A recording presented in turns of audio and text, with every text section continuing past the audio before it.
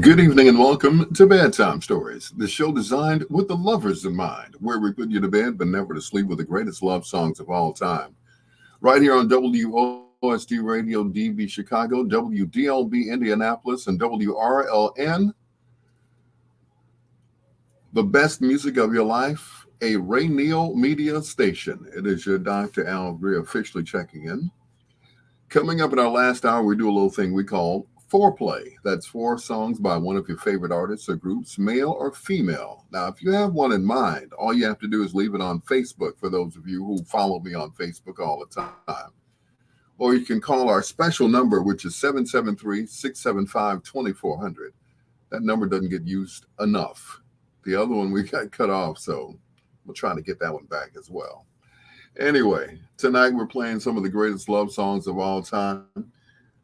If this is your first time joining me, well, my name is Dr. Al Greer, not DJ, but Dr. DR, all right? I have a degree in musicology. That's what I am, and that's what I do. That's my name. What's yours?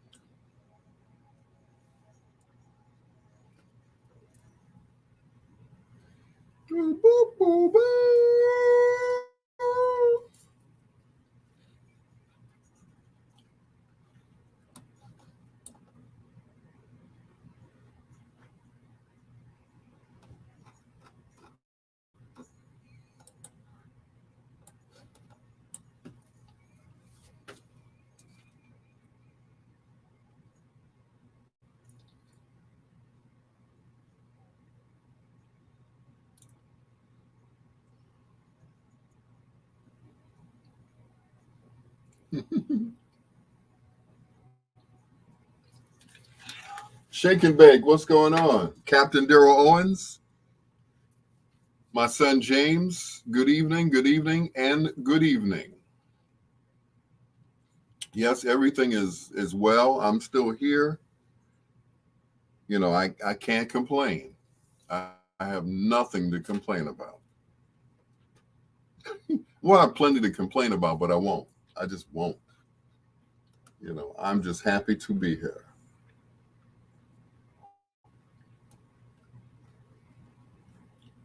You know, when I say I'm happy to be here, I'm happy to be here. I really am. As opposed to the alternative, I am happy to be on this earth. That is for sure.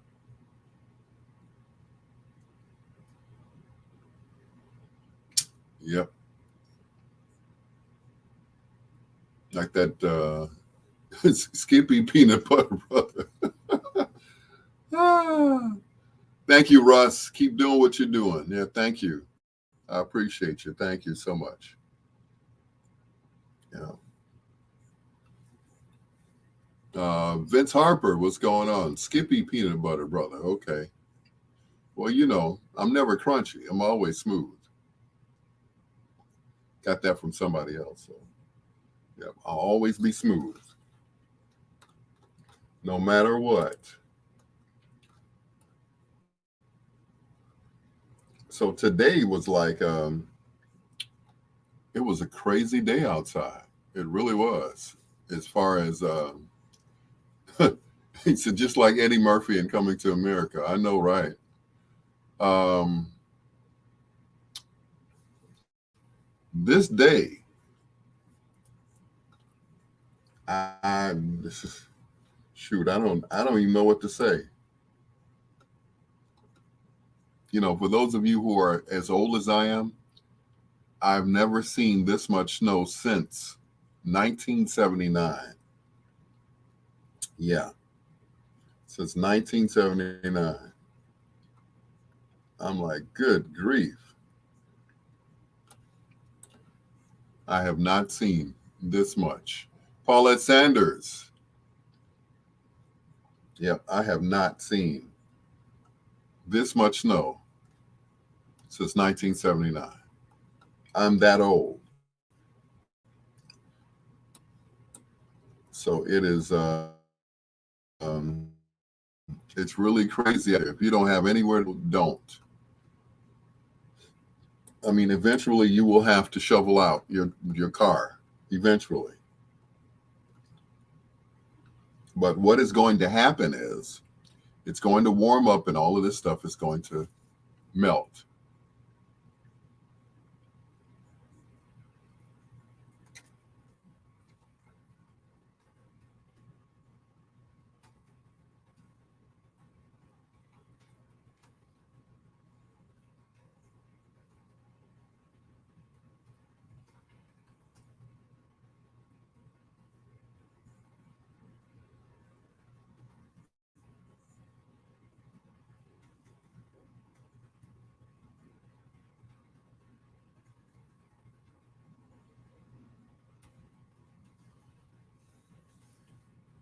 Hoo-ha.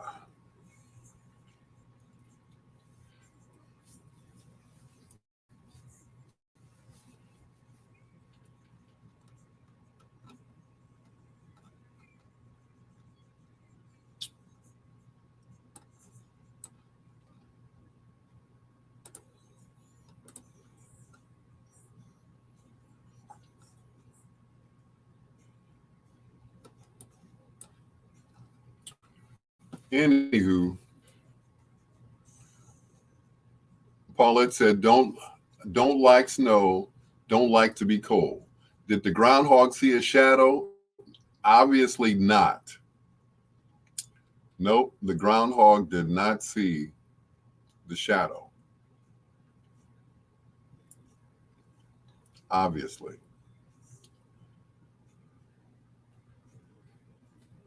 I'm kind of hoping that the groundhog did see a shadow and this is the end of winter, that all of this snow that we got dumped on us is pretty much over with. That's what I'm thinking. I'm like, good grief. I mean, I woke up. Well, of course, I couldn't see the snow. I didn't see it until I got outside. And when I did, I was like, good grief. So, yeah, I brushed off the car. I got in. I went to 59th in Michigan first. Um, yeah, that was it. Um, there was even more snow on the car once I got into the building, when I came out of the building. 6 weeks of good weather. Yeah. So, yeah.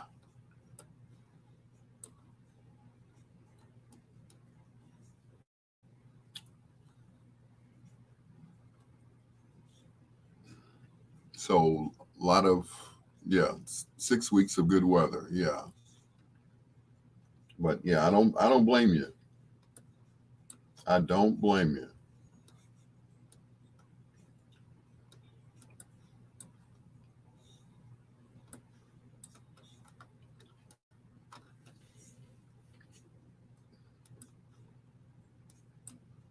If you had to trudge through the snow today, I feel for you. I really do. I feel for you.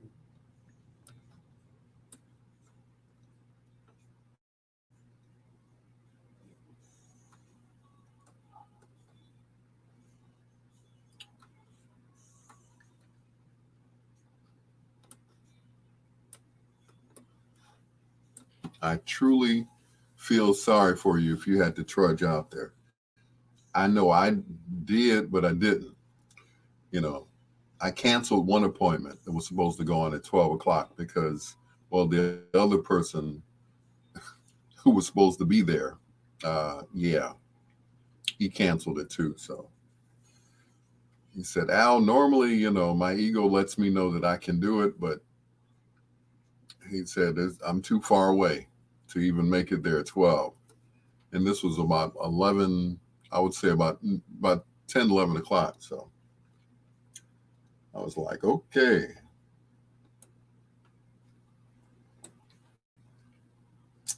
So that was it.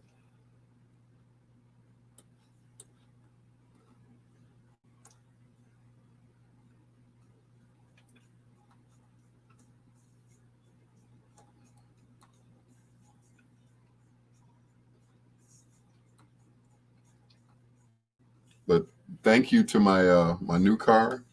I got through there and everything was cool. Everything was cool.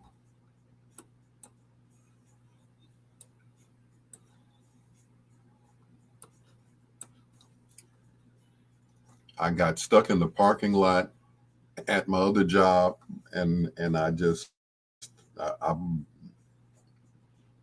pulled up, I pulled back, I backed up, I pulled up, and finally I got myself out. So that was it. So I can't complain.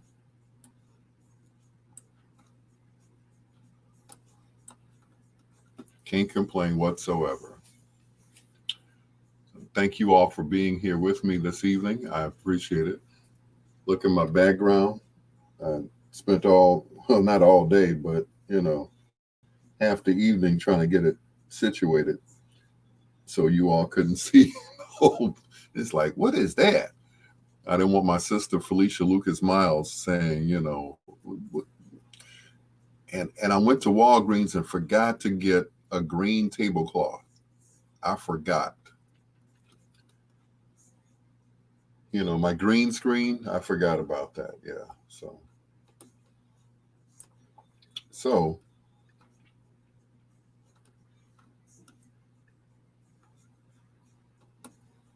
that was it. But, it's all good. Thank you so much. James, Russell, Daryl, everybody.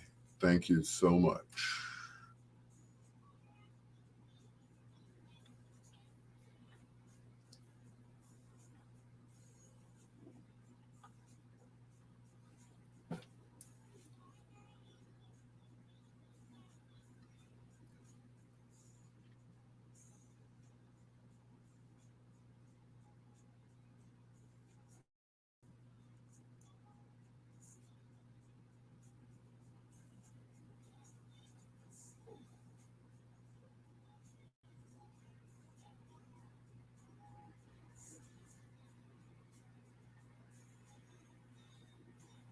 There we go.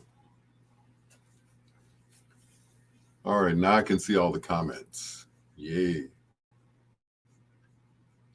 Cool. All right. Woo. Did I miss anyone? Paulette, I am fine. Thank you so much for asking. If you're still here. James said, me too, happy to be alive, just like Eddie Murphy and Coming to America. I know that's right. And Daryl said, 6 weeks of good weather. It must be coming up. I don't know yet, but it must be coming up. So that's what's up.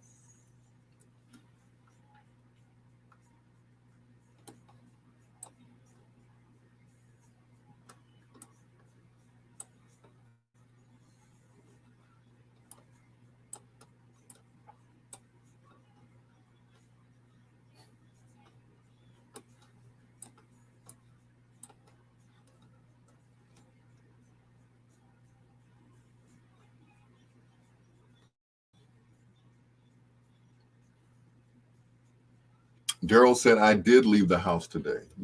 You did. Oh, wow.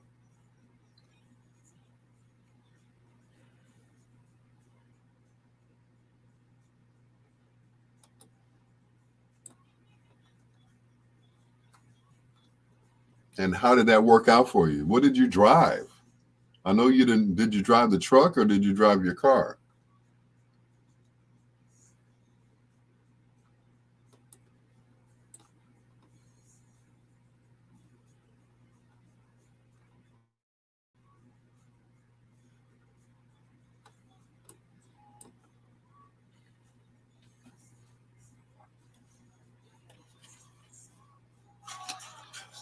Or you did not leave?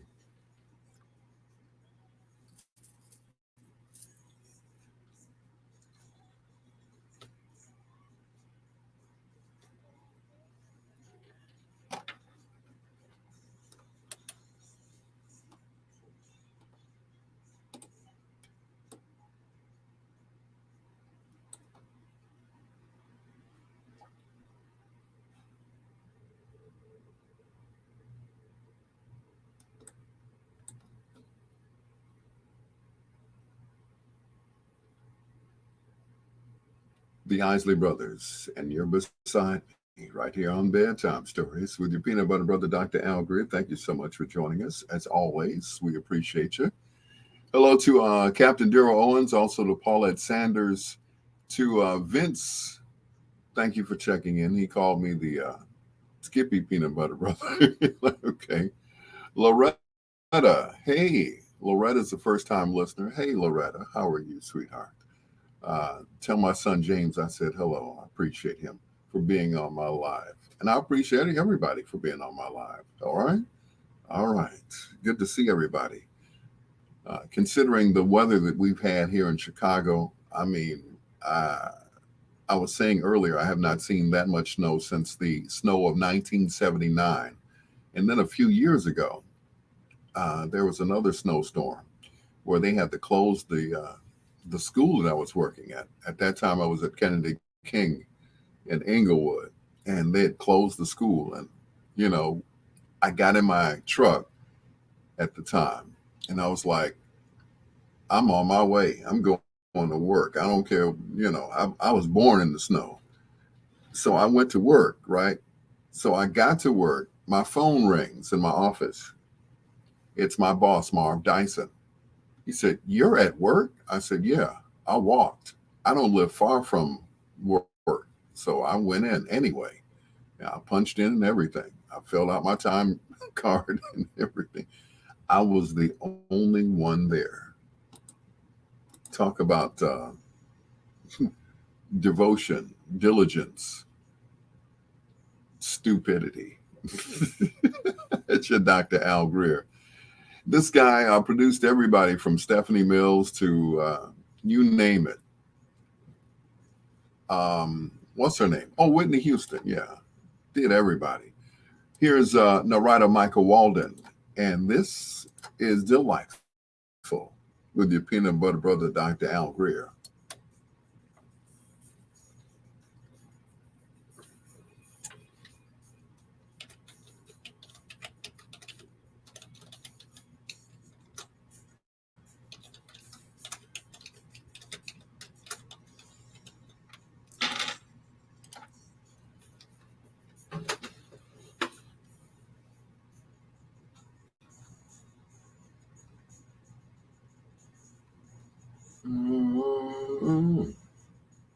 Delightful.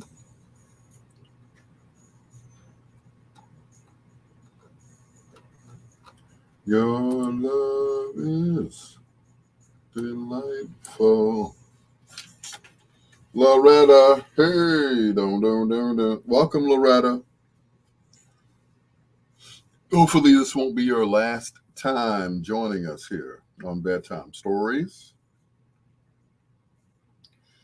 Daryl said, I stayed home and worked on my websites. Got a lot of updating to do. Hope you update me too. Thank you. I'm ready. I need some updating.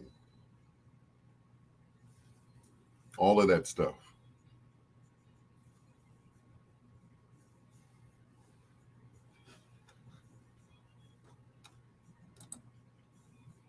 Yep, yep.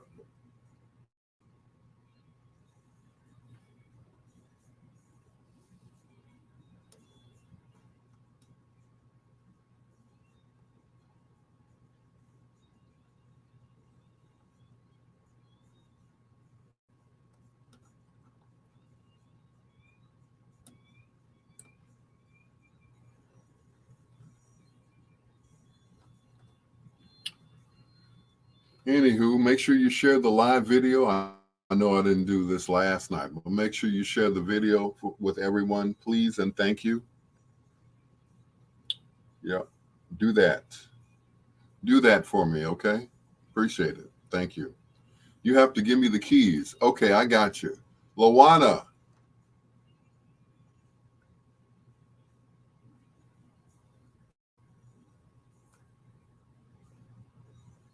I will definitely, you will have the keys tomorrow. Robin Lewis, what's going on? Robin Lewis, one of my co-workers at WVON.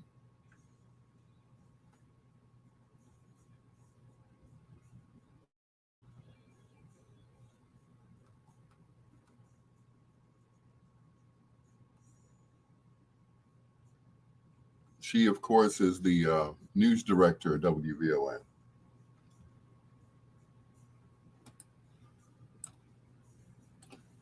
And yep, make sure you get some jewelry from her. She's a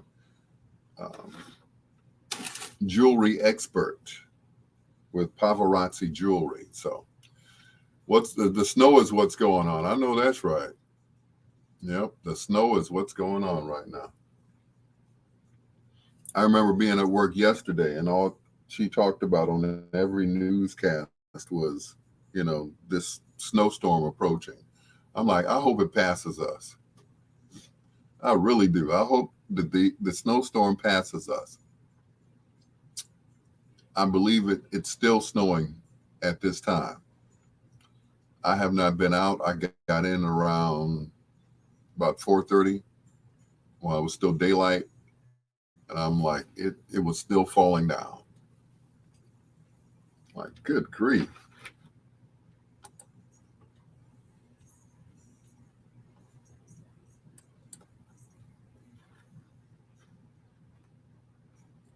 Yep, the snow is still falling down.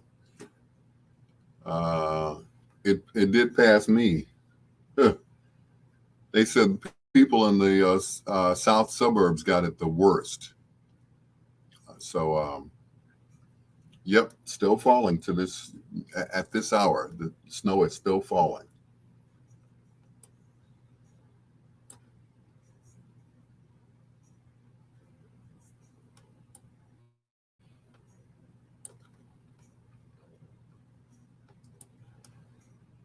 Still falling right now as we speak. So you have nowhere else to go. Hey, stay home. Stay your butt at home. I'm just saying. 1 to 24 inches was the forecast. No one could leave my street. Ooh, wow. Ooh, I'm feeling slightly chilled. James said, yeah, Kentucky is a winter weather emergency. It's in a winter weather emergency, ice, sleet, and snow, and potential ice storm. Oh, whoa. That's scary. That in Kentucky, wow. Ooh, let me put on another shirt. I'm a little chilly down here.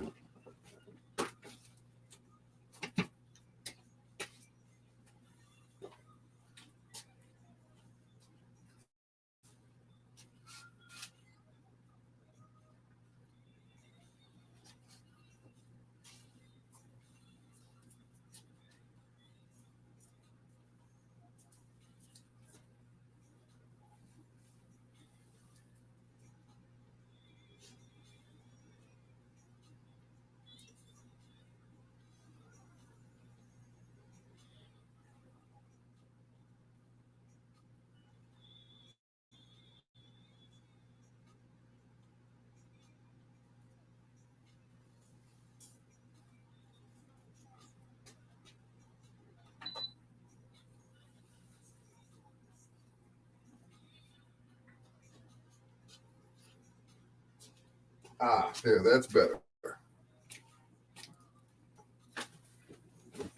Ah, now, Robin Lewis.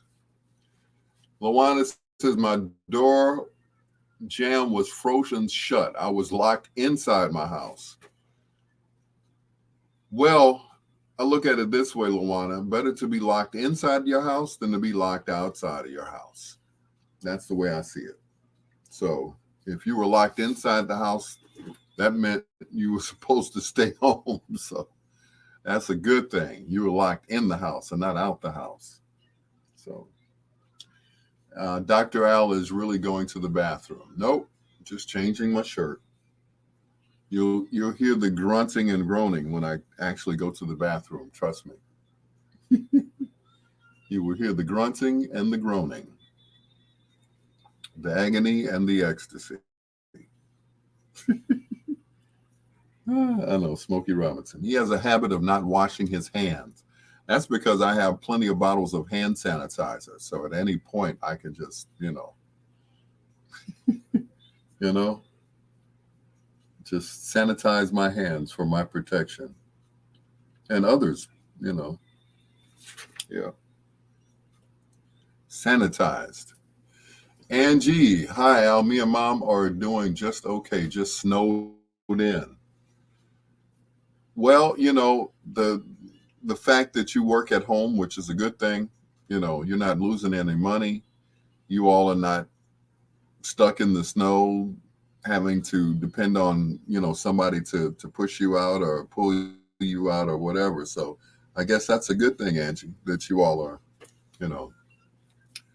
Yep. Felicia Lucas Miles, my other sister from another mister. Hey, congratulations. I hear my goddaughter got all A's. Congratulations. I am so proud of her. Morgan Miles. She's going to be a genius. Well, she already is a genius. She's smart already. Smart daddy and smart mama.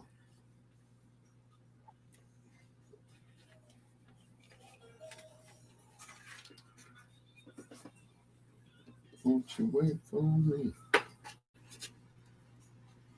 tonight? Anyway.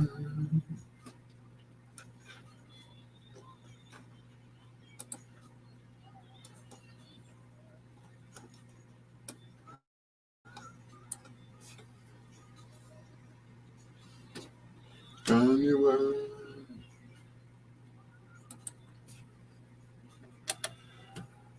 George Pettis and Can You Wait? Right here on Bedtime Stories with your peanut butter brother, Dr. Al Greer, saying hello to my sisters, Felicia Lucas Miles, Angie Martin Turner, Angie Martin Tuna. Where did that come from? Means I'm hungry. That's what that is. Yeah. It's your Dr. Al Greer. Thank you so much for joining us for Bedtime Stories, as always. Tell your friends. Make sure you share it on Facebook. If you're watching live right now, make sure you just hit share where it says like, comment, or share. Just hit share. Hit it like 4 times. Like James Brown, All right. I appreciate you guys. Thank you. Here's the first of 2 in a row from the late, great Al Jarreau. The man that made more faces with his forehead than most people make with their entire face. It's your Dr. Al Greer.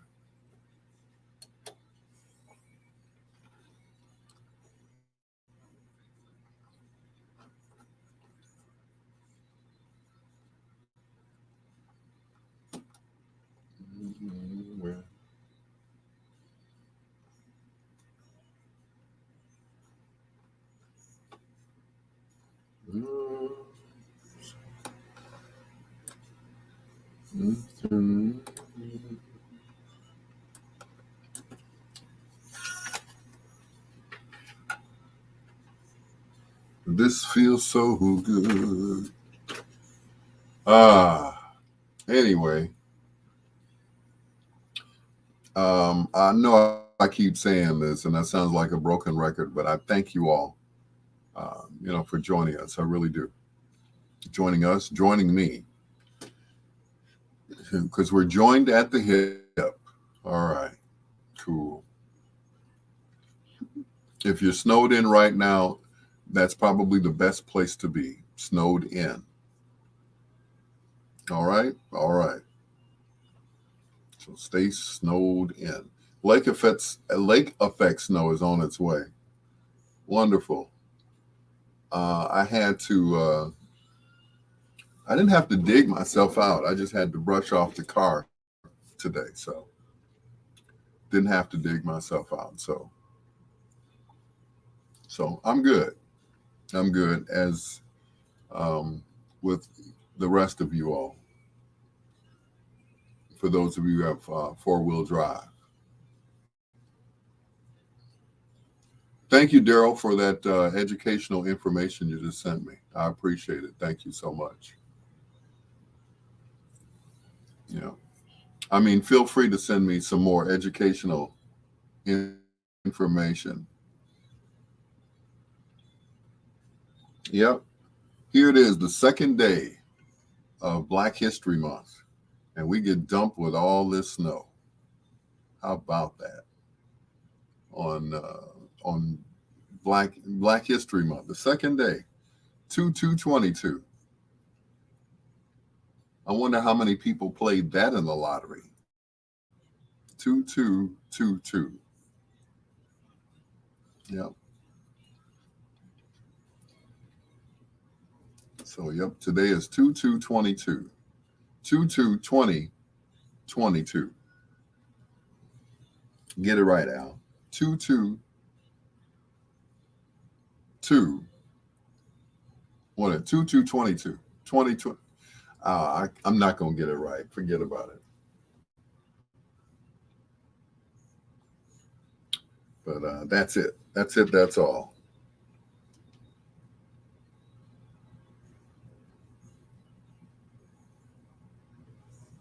Let me take my phone off of private.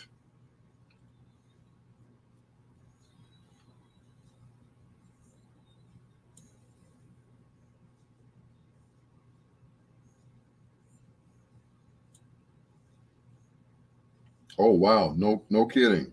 Planet Fitness in Lansing will be closed during inclement weather. Mm-mm.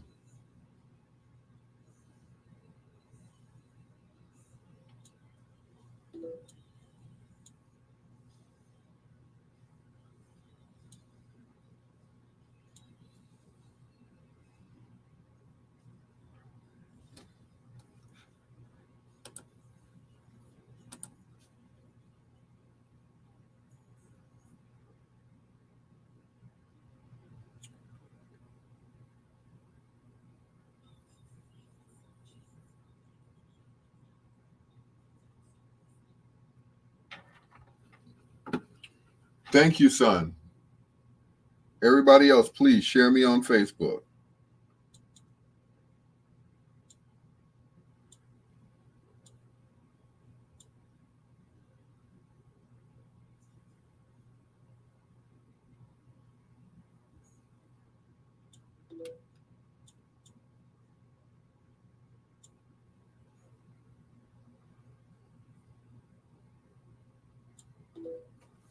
Boy, I sure missed a lot of stuff being asleep. I tell you, all these text messages. I'm like, dang, was I really that knocked out? I guess the snow kind of, wore me out. So, yeah.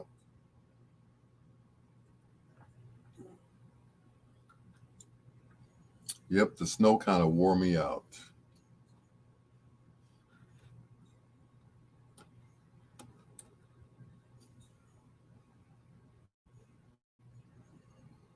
Big time. Walking through it and everything.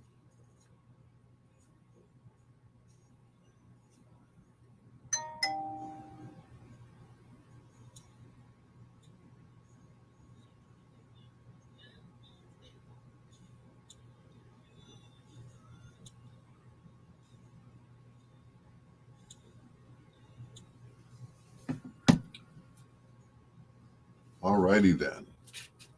Make sure everybody else shares me on Facebook. It would be nice.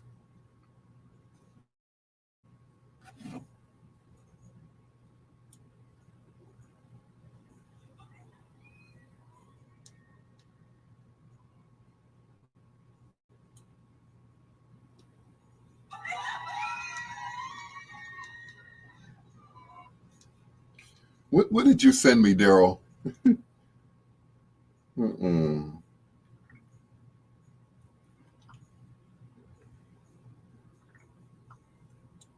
Mm-mm. Well, thank goodness tomorrow is Thursday, because after Thursday comes Friday, and we all know what that means. That's payday. So, yeah, that's always a good thing. Payday is always a good day.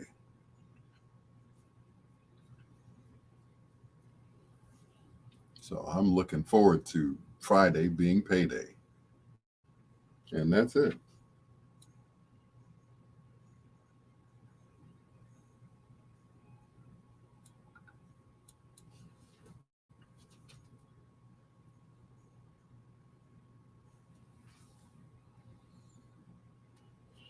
Yep, payday.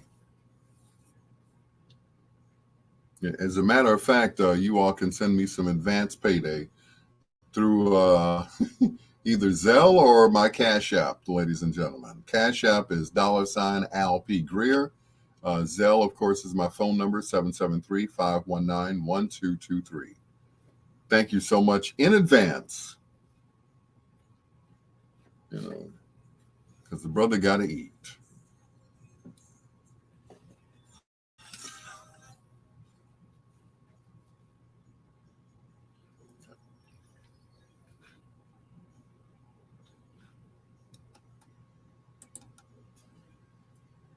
Two in a row from the late, great Al Jarreau. After All and So Good, featuring David Sanborn on saxophone. It's your Dr. Al Greer. This is Bedtime Stories, the show designed with the lovers in mind, where we put you to bed but never to sleep with the greatest love songs of all time. So I hear that Whoopi Goldberg is on suspension for 2 weeks from The View because of comments she made regarding the Holocaust, saying that it was not a, what did she say? It wasn't about race. And a lot of people are up in arms about her comments, especially her bosses over at ABC. So they gave her 2 weeks off to sit back and reflect on what she said. 2 weeks?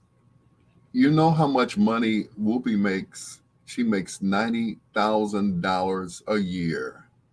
I'd apologize too. I will take that 2 weeks in stride and say, okay, in 2 weeks, I'll be back to work. So, and that's just it. It was like freedom of speech, just watch what you say. Who made that famous? I think that was either Ice-T or Ice Cube. Freedom of speech, just watch what you say. So Whoopi, consider that a slap on the wrist. $90,000 a year. Okay, I'll take it. I'll take that slap on the wrist, and I'll raise you a pat on the ass. It's your peanut butter brother, Dr. Al Greer. This is Bedtime Stories, the show designed with the lovers in mind, where we put you to bed, but never to sleep with the greatest love songs of all time, with the great Rick James and Smokey Robinson and Ebony Eyes. Boom, boom.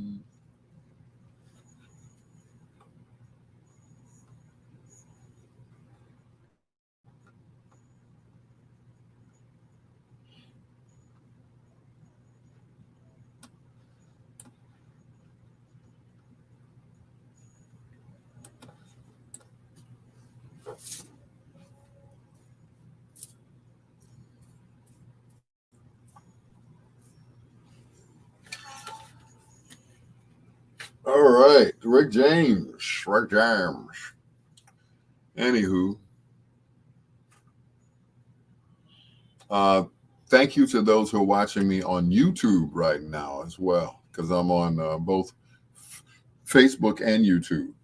So you can check me out on YouTube. So, if it gets overloaded,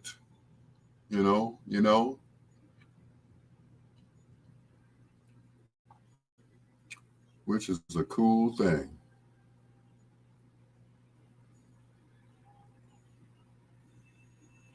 Once again, thank you, Daryl Owens, for that comic relief. I appreciate you. Thank you.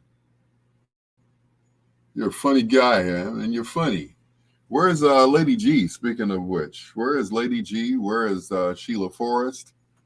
Queen Janine Lee Jefferson? I guess they'll pop in later on, which is a good thing. Hope to see them, as always. I hope they didn't get snowed in. Snowed in the house. That's about it. They don't go anywhere. Especially Lady G. She never goes anywhere. Never. Nope. She never goes anywhere.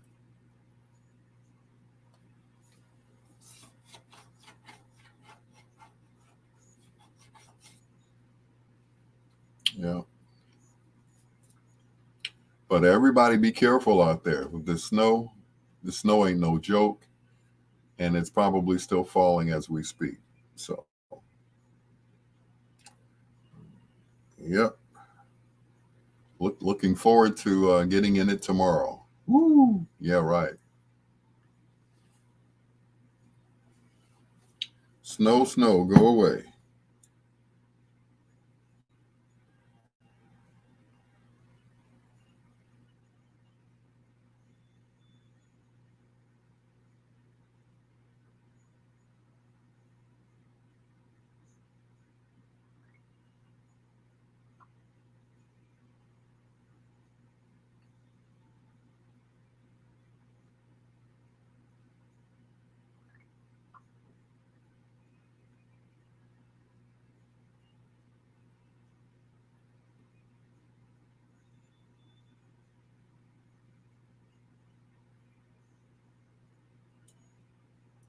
You didn't know that.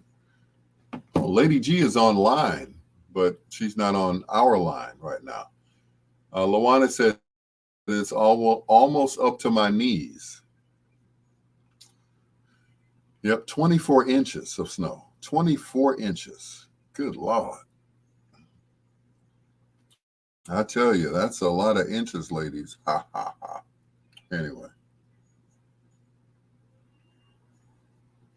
that is a lot.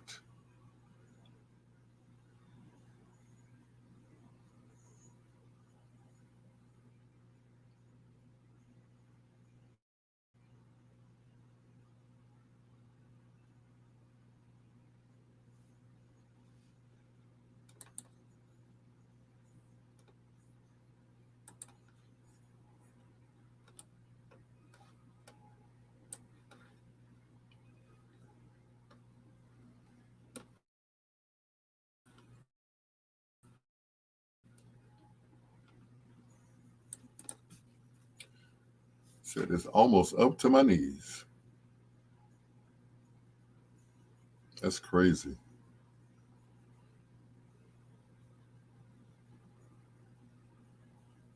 And it's scary because older people, older than me and Daryl, they can't get out. They can't do anything. If they're in a spot where if they're in a spot where they can't go anywhere, hopefully they have caretakers, take care of them.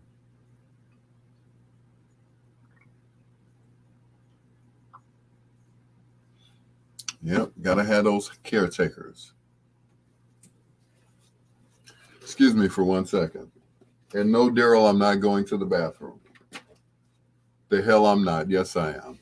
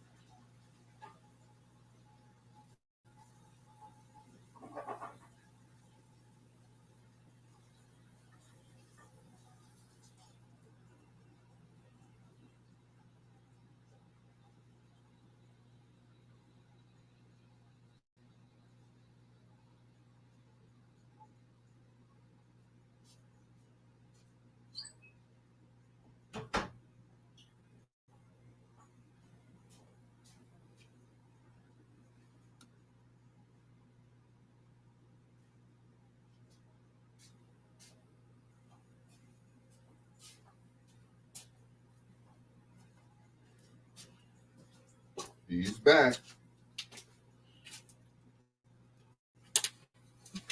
Ooh. You just flushed the tidy bowl, man. Yes, I did. Yes.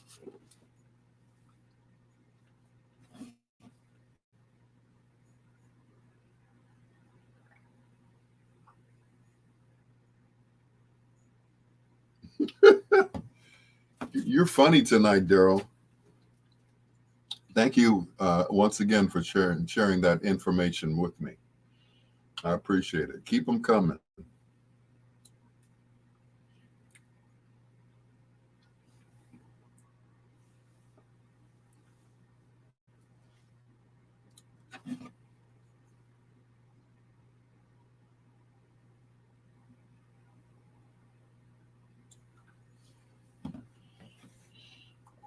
Yep, I just flushed the tidy bowl, man.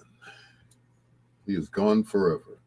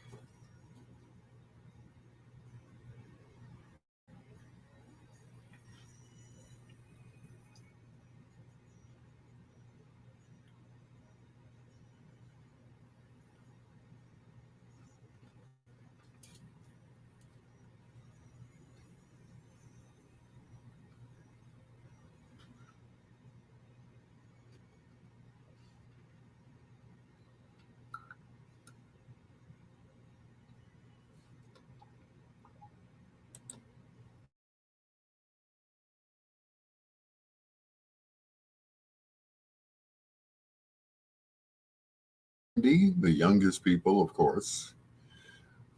Uh, okay, Daryl, what did you anyway? Anyway, back to Janet. Did you guys get a chance to watch it? I did, but I watched it with the sound down, and some of the stuff that was in there, it brought back memories, especially the part where, you know, her and Michael were just so close. Her, Michael, and Randy, because they were the last ones to, leave the house. You know, I think Randy probably, no, Randy moved to London, I believe. I'm like, okay, all right, Randy, Stephen Randall. So that was it, yeah.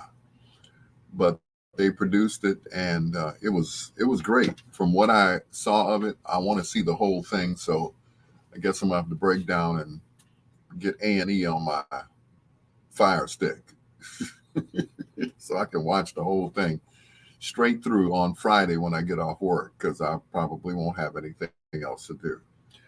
Anyway, coming up in our last hour, we do a little thing we call Foreplay. 4 songs by one of your favorite artists or groups, male or female. And Daryl Owens wants to let everyone know that he made Catfish. You didn't save me any, so who cares? Here's Patrice Rushen and DJ Rogers. Giving it up is giving up.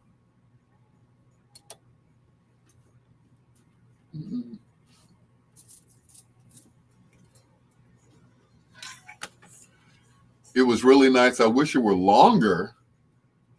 What? Longer? Are you kidding me? It was 2 hours per night.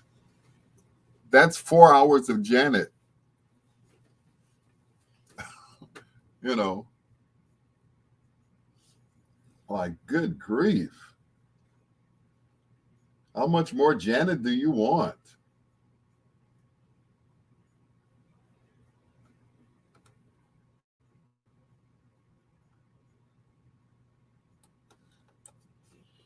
shoot, that was enough because they were playing it at the my favorite place to go to, as I call Black Cheers, the New Look restaurant, which I usually spend my weekends eating by myself.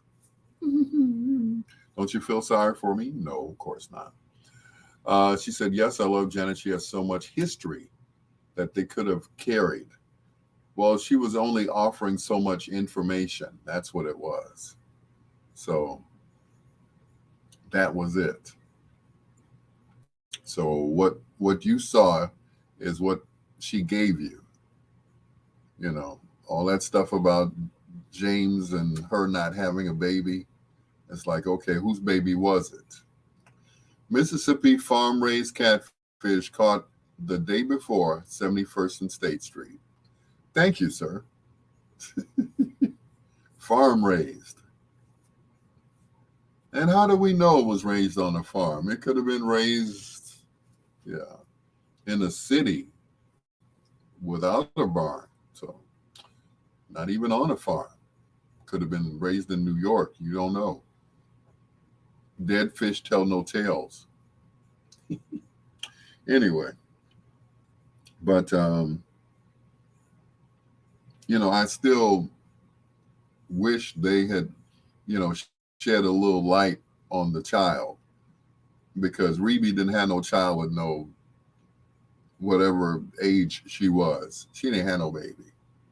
They said, oh, that was Reby's baby. Yeah, that's a Reby lie. Because if Janet had had a baby at the age that she was, it would have ruined her entire career. Everybody thought she was just a darling. She was the first female to have the big dance group behind her long before Beyonce. They all stand on her shoulders. Yeah, they do. Absolutely. And that says a lot from a young lady who did not want to go into show business. Her daddy was like, oh, yeah, your last name Jackson. What you mean you're not going into show business? First album she released was called Janet Jackson. She did not want her name on the album cover.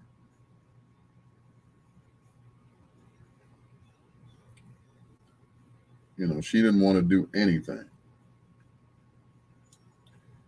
She didn't want to be in the limelight. She didn't want to do anything.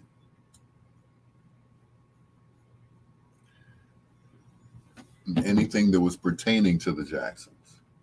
But she got bit by the bug. And of course, forced by her daddy, Joseph. And that was it.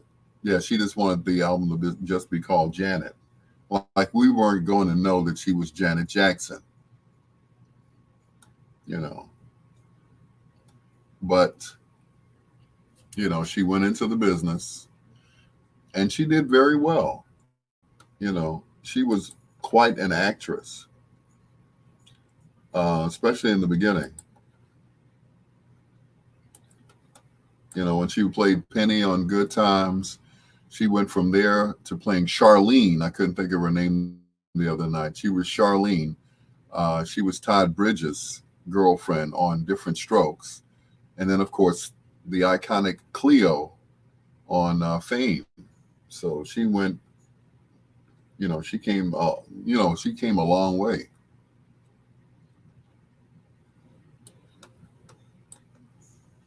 She came a long way.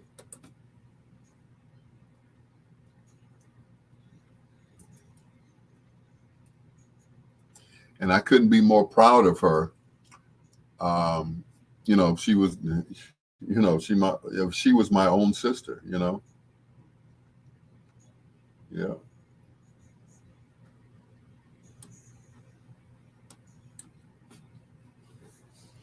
Yep. Elaine James. Hello, Elaine. How are you? And nice to see you. Nice to see you too, Elaine. Thank you so much. I love how she came into her own and trailed her own path. And she did. She absolutely did. Like I said, from, Penny to Charlene to, to Cleo, to all of the. I would pay big money to see her. You'd have to pay big money to see her. Yeah, yeah. You would definitely have to pay big money to see Janet Demita Joe Jackson.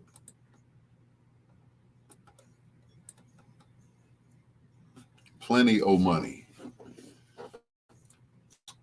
Ethelene DeBarge states that she found her son and Janet's daughter was 95% related to her, but they need to do a different DNA test to see if her granddaughter, the spelling of James DeBarge mom, could be wrong, but you know what I mean. Yeah. And she said, why would I keep a child away from James, is what she said. Why not? Well, I'm doing it for Elton. I would definitely do it for Janet. Elton John, that's a different story. Elton is a bona fide superstar legend. Janet has just come into her legendary status, but I would definitely, if someone bought a ticket, I'd go see Janet, but I wouldn't pay. Well, I haven't paid money to see a concert in a long time. A long time. I have not paid any money to see a concert. I just walk in, Mr. Greer, your tickets are at will call. Okay.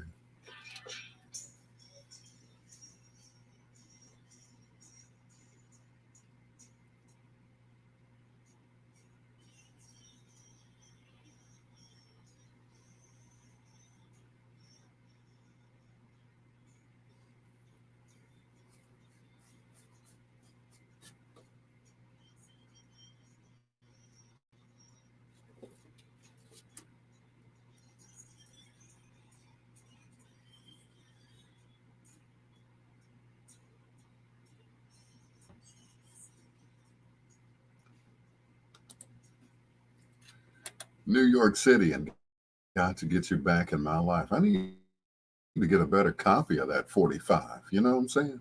To Dr. Al Greer, this is Bedtime Stories, the show designed with the lovers in mind, where we put you to bed, but never to sleep with the greatest love songs of all time. And now a word from our sponsor.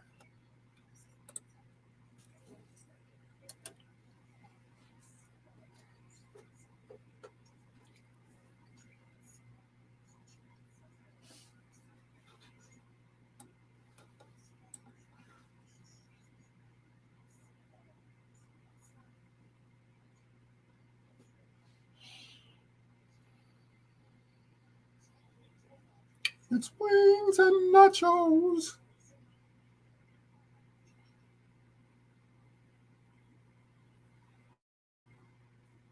Thank you, Lawana. Thank you. I don't know who did it, but thank you. I've been using it. As a matter of fact, I'm going to put that on some business cards.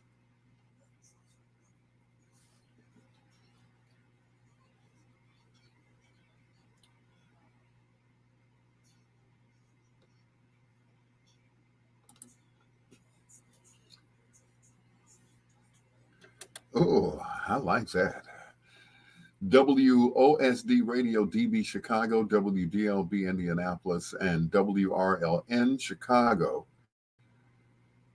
The best music of your life, a Ray Neal media station. It is your peanut butter brother, Dr. Al Greer, and we were talking about Janet Jackson earlier.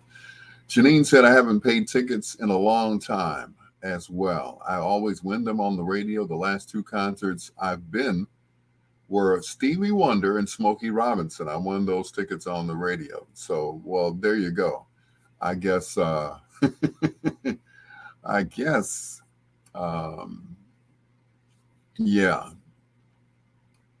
guess you're spoiled like I am because I have not paid to go to any concerts. I just haven't. I remember one of the last concerts I saw was with my wife, and that was the Isley Brothers. And they were at Chicago State. Didn't pay for those tickets. But anyway, yeah. But it is what it is. Yep, I didn't pay for those tickets either. I'm spoiled. Pay for a concert? Are you kidding? Me pay for a concert? Oh, do you know who I am? Yeah, whatever. If it's somebody bad enough I want to see, I'm going to pay for it. Trust me. Here's Michael McDonald, blue-eyed soul brother. You belong to me. It's your peanut butter brother, Dr. Al Greer.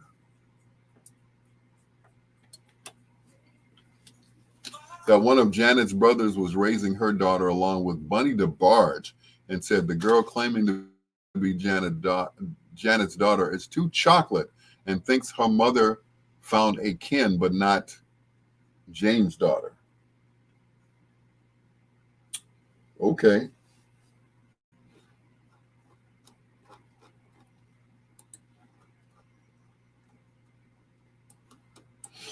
Well, my thing is there is a daughter out there. Hello, Miss Cross. How are you?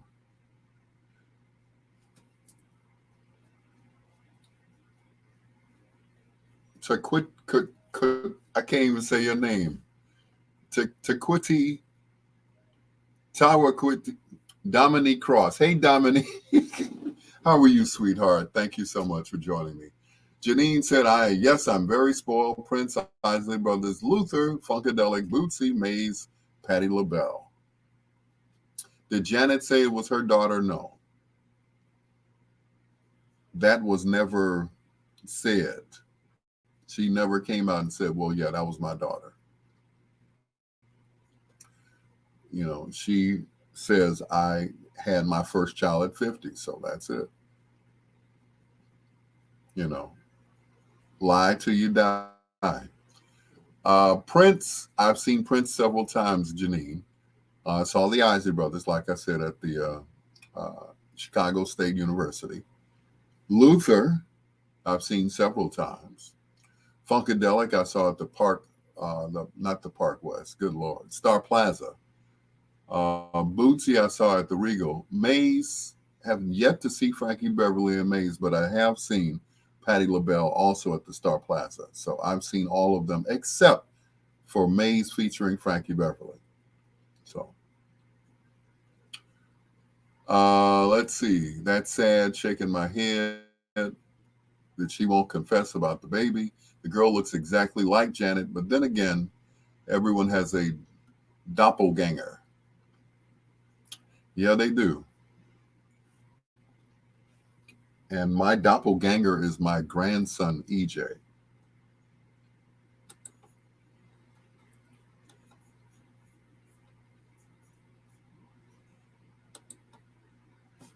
I saw my daughter frequently calls me on Messenger, and I see EJ, and he looks, yeah. Anyway, Daryl said I cooked catfish for Janet and her daughter this past Monday. Okay.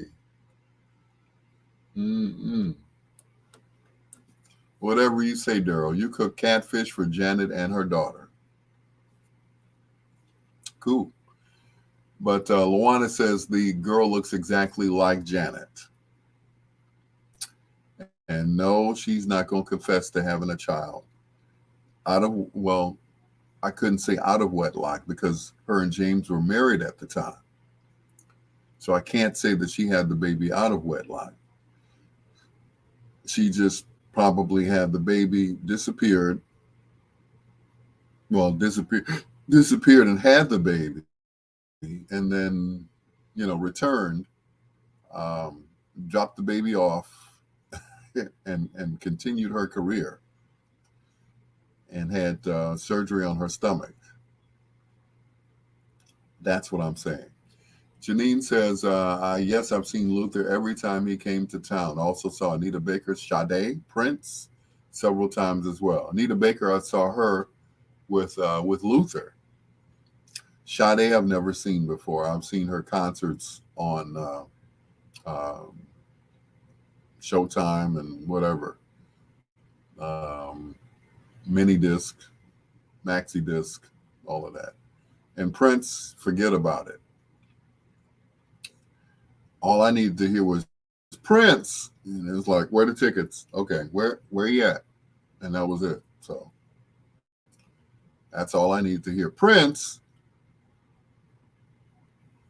Prince is coming to town. Okay, yep. I'm there. I am definitely there. I wonder what DNA can reveal. Because I know if Maury can say you're the father, then Miss DeBarge needs to go on the Maury show. And I think that's a secret that they will probably take to the grave about Janet's daughter. You know, as far as we know, Janet has a son. That's it. That's it. Sheila E. is in the Shy. She's at the winery, as a matter of fact. Yeah. Unfortunately, I don't have tickets to see Sheila E. I would love to see Sheila E. As a matter of fact, I used to have a crush on her like every other African American male did. So anyway, we can't say just because the baby looks like someone doesn't mean it's someone's baby. All we know is how genes can go back, to the great great grandmama. This is true, but that baby looks like Janet, and my grandson looks like me. I better stop saying that right now. I better stop saying that. But then again, my granddaughter, Miranda, looks exactly like me. She's got my mouth and everything. I was like, poor baby. She got my raggedy mouth, but she looks adorable. She looks like a little model. I'm like, dang. I look at her mama, I say, ooh, I made her, and then she made her. I'm like, wow. I am that family gene from my great grandma. Okay.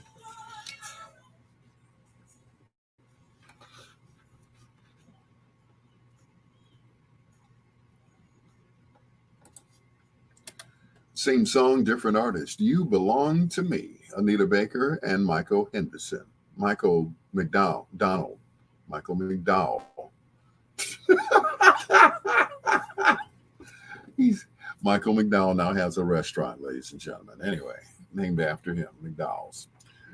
It's your peanut butter brother, Dr. Al Greer. I shouldn't have taken that cold medicine. I did that once before when I was working at GCI, and I was all stopped up. And Angie could tell you this, my sister Angie. I was on the air. I was high. I was so high. I had the lights out in the studio, and I was complaining that it was too bright. The lights were out. I mean, the only lights you could see were from the board and the other equipment. That was the only light that was in that studio at the time at 332 South Michigan. All the lights were out, and I was still complaining that it's too bright in here. What the? I got the lights out. Why am I still? Oh, I had taken some Sudafed or Actifed or something fed, and my pupils were dilated. You remember that, Angie? My pupils were dilated like a mug. I swear, I look like the Powder Puff Girls. They were so dilated. I was like, I don't even remember how I got home. But I do remember being on the air high. Yeah, that was crazy. That was a crazy night, wasn't it, Angie? He's like, are you okay? I'm like, yeah, I just took this cold medicine. And I'm like, freaked out right now. I mean, you could see my eyes were just dilated like I'd just gone to the optometrist or something. That was so crazy. It's your Dr. Al Greer. This is Bedtime Stories, the show designed with the lovers in mind, where we put you to bed but never to sleep with the greatest love songs of all time. Here's the great Curtis Mayfield and So in Love. It was Sudafed, yeah. I knew it was something fed. Sudafed, Actifed. I just remember being messed up.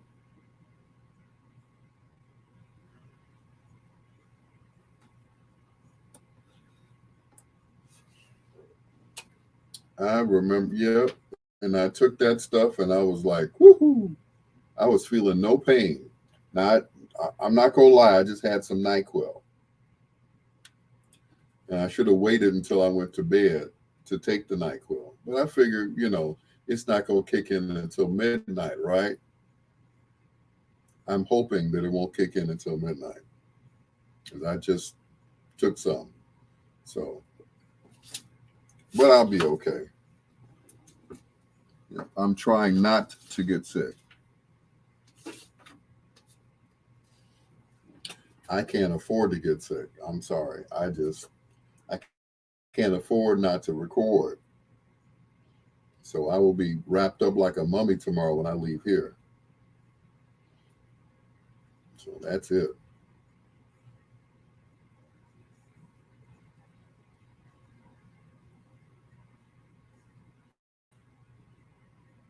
Yeah. I remember telling you to call me when you get home. You should try taking honey. Is okay, can I take honey being a diabetic? I mean, will that be too much sugar or I'm okay?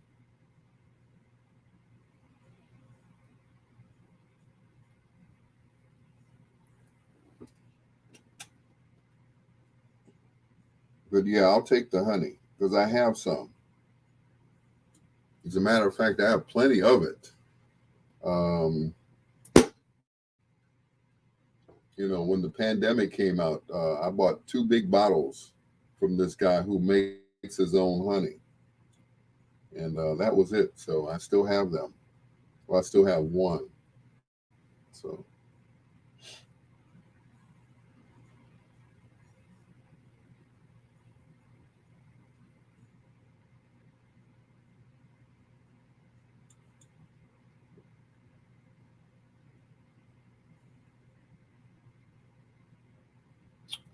yep.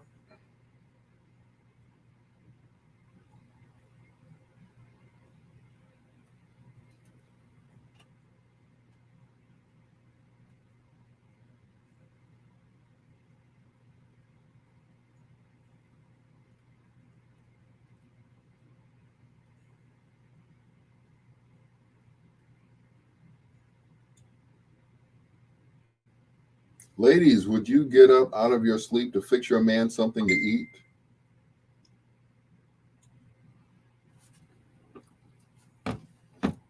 And the answer is no.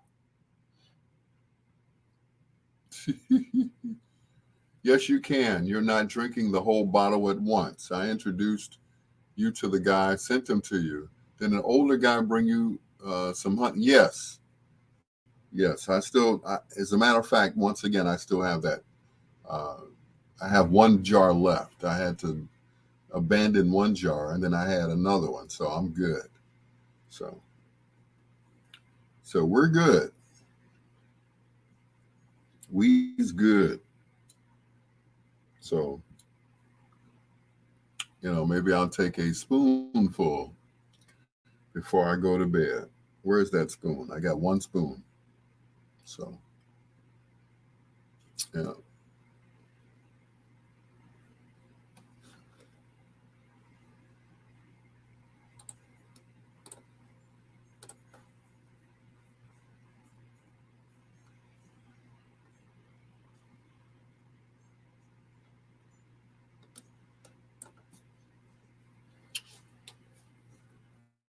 Luana said, I'm on my second jar. Ginger is always good for colds and upset stomachs. Tim, yep. I remember. Yeah. Yep. I remember that. Ginger. Okay. Uh, I love the Jacksons and Gary. We celebrated hard when Michael passed away on the block. Yeah. What got me is that Randy and Janet went back to the house that they grew up in. And it's ironic because neither one of them remembered it. So it was like, almost like the first time seeing it since they left. Um, the girls used to sleep in the front room and the boys slept on bunk beds. So that was it. You know, Joe and Catherine were just cranking them out. So, yep, of course, not Randy, but Janet being the youngest. Uh, Janet, then Randy, then Michael, then Marlon, then Jermaine, then Tito, then Jackie. And in the middle, of course, the girls, Latoya, Rebe. Yeah. Rebe, of course, is the oldest. She's older than Jackie. Um, Latoya is 1 year younger than Michael, I want to say. Yeah. So, yep.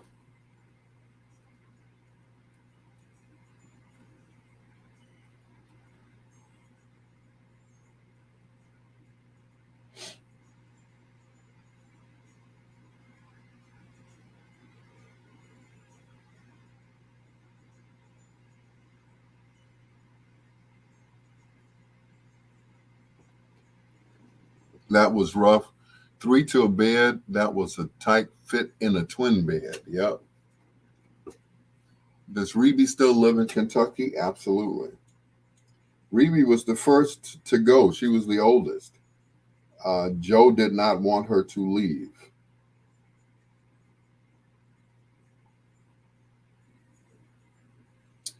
Nope. Wanted to keep the family together.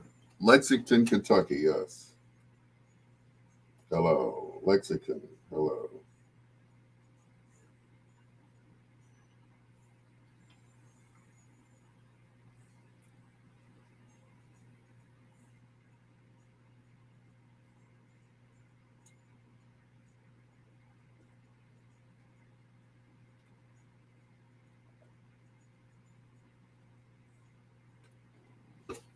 Rebe was up out of there. I don't blame her.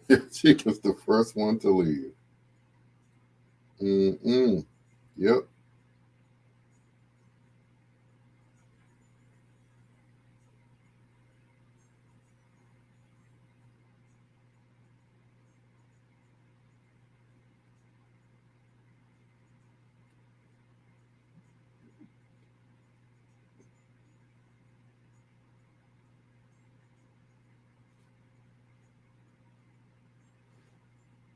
Wow. The two-part documentary averaged 1.3.1 million total viewers for its premiere ratings on Lifetime and A&E, marking the best nonfiction debut in viewership and ratings on cable since ESPN's Michael Jordan's docuseries The Last Dance. The doc also drew 3.7 million video views across Lifetime and A&E's on-demand platforms, with linear and video views on digital combining to reach 15.7 million total viewers.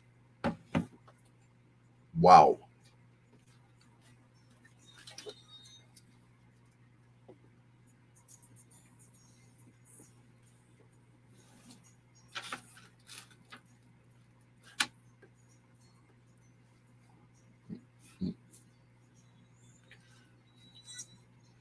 LT.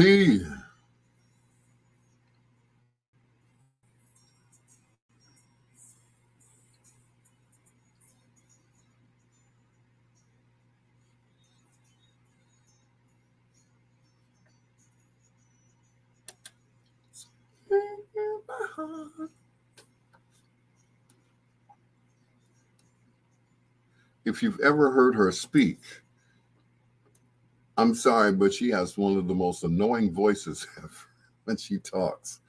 She sounds like a cartoon character, but when she sings, that's a whole nother story. That's Michelle A., one of Dre's baby mamas, right here on Bedtime Stories with your peanut butter brother, Dr. Al Greer. Thank you so much for joining us.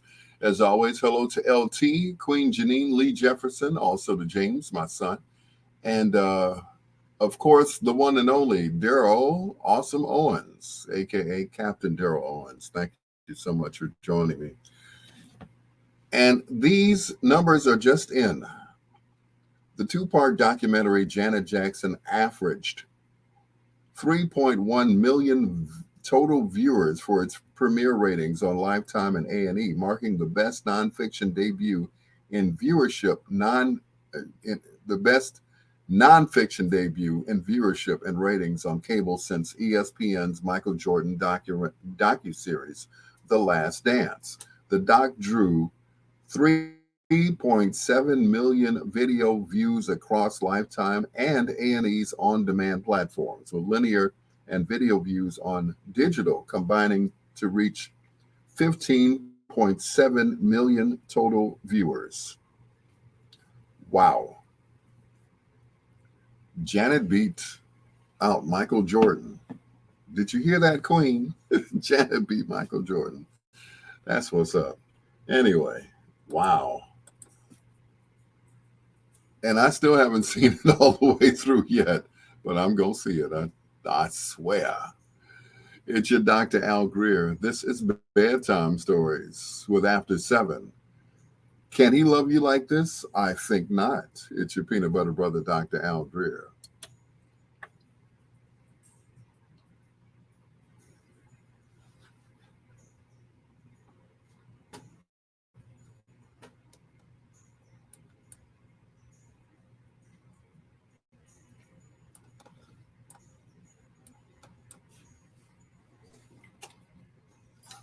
LT.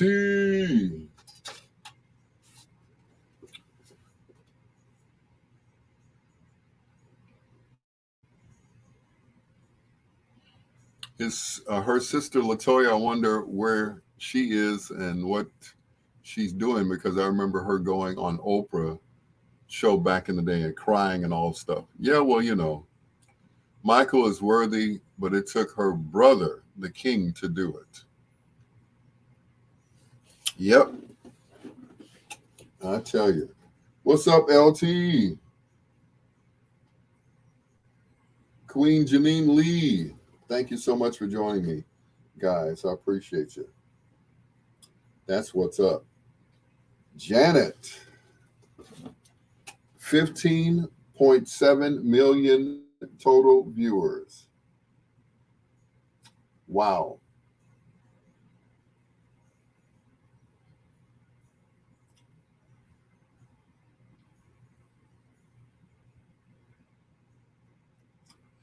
That's a lot of people. I'm good, LT. Thank you so much.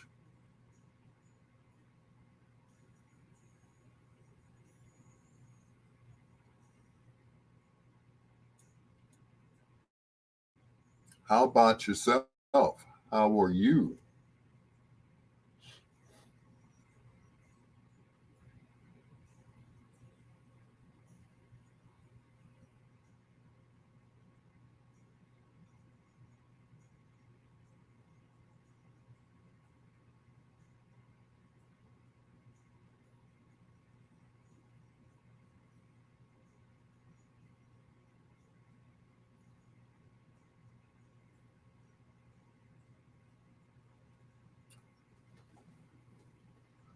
That's low. I thought it would have been more than that.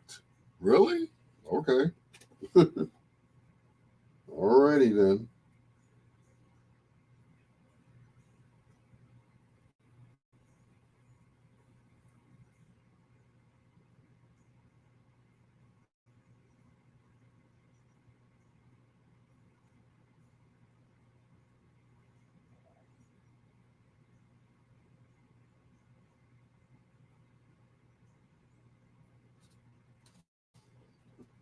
Well, that's good, LT. I'm glad you are doing well.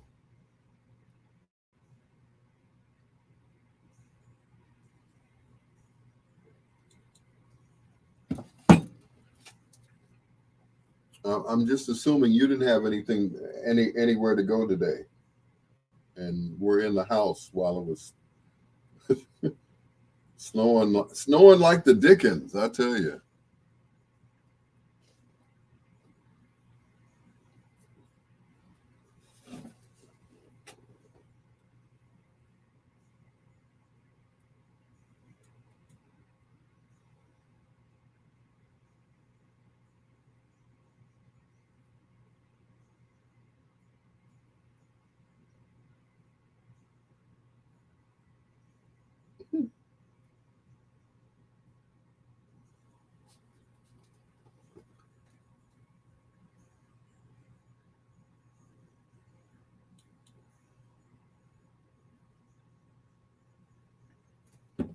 Yeah, I'm just glad everybody's okay.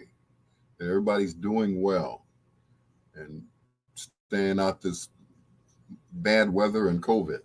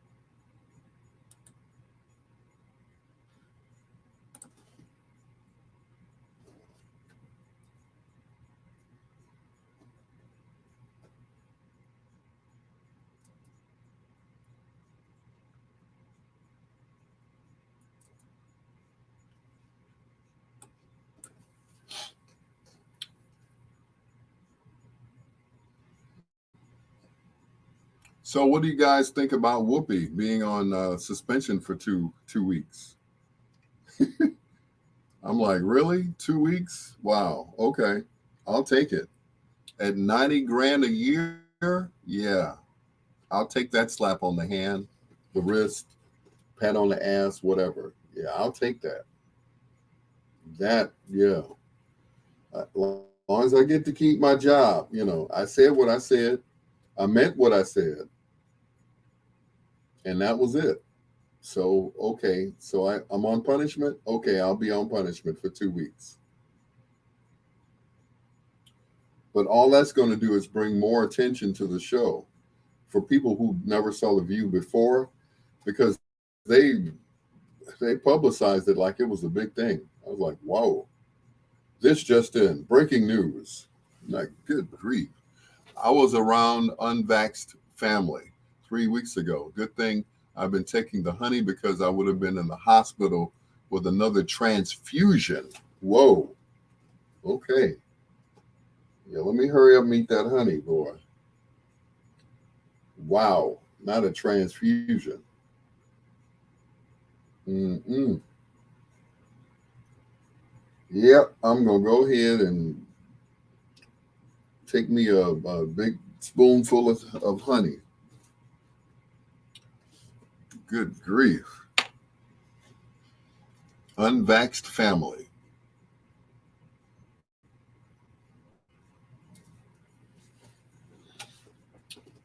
And my thing is, okay, who's still running around here unvaxxed? Who and why? That's what I want to know. That's crazy. Everybody should be vaxxed by now.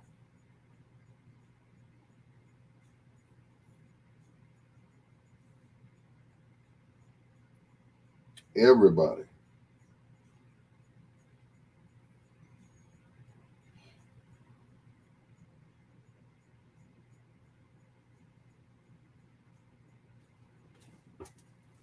I think it was medical suicide for Views execs to X out our shero on set of Black History Month. Whoopi is our history treasure.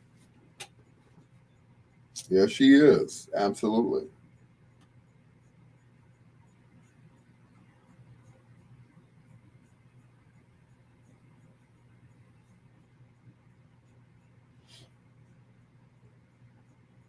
Yep.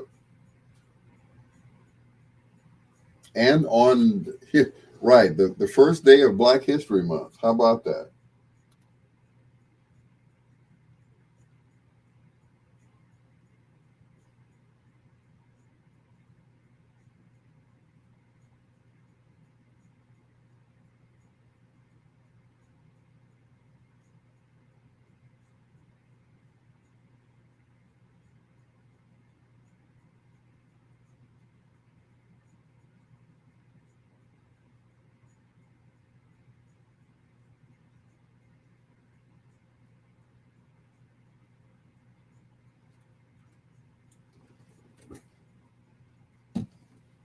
These people had no symptoms yet refused to get vaxxed. Mm, that's crazy.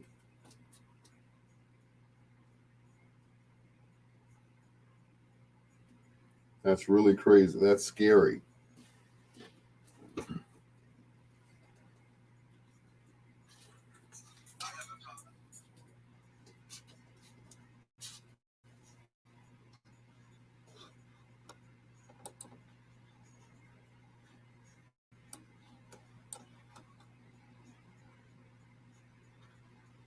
Those are function.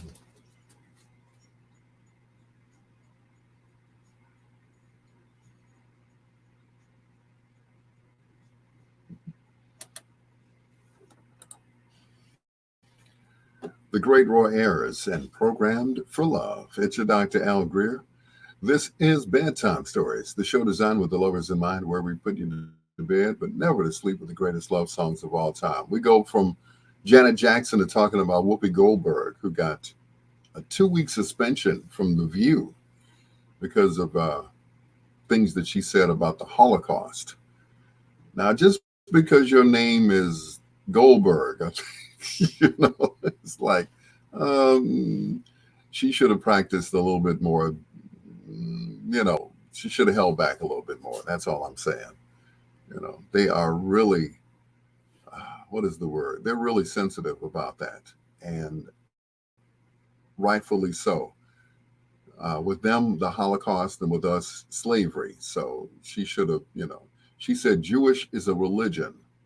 Mm, yeah, well, she should have, like I said, because I remember Sammy Davis Jr. becoming a Jew, wearing the Star of David and all that stuff. But at the same time, he was still black. It's like Michael Jackson. Am I still black? Yeah, you're still black. Anyway, Lawana said, I refuse to turn on The View without Whoopi there. I'm boycotting The View. Well, I guess you will be boycotting The View for the next 2 weeks because Whoopi will not be on there. Yeah. She's on punishment. She's sitting at home thinking about what she said. Said Judaism is a religion. I go, okay. All right, Whoopi, you need to get some more information there. Well, I would love to stand behind you. I think this time, yeah, I can't. Nah, I can't. To Dr. Al Greer, this is Bedtime Stories, the show designed with the lovers in mind, where we put you to bed but never to sleep with the greatest love songs of all time. Like this one from the Isley Brothers. It's all in my lover's eyes. And what eyes they are, too.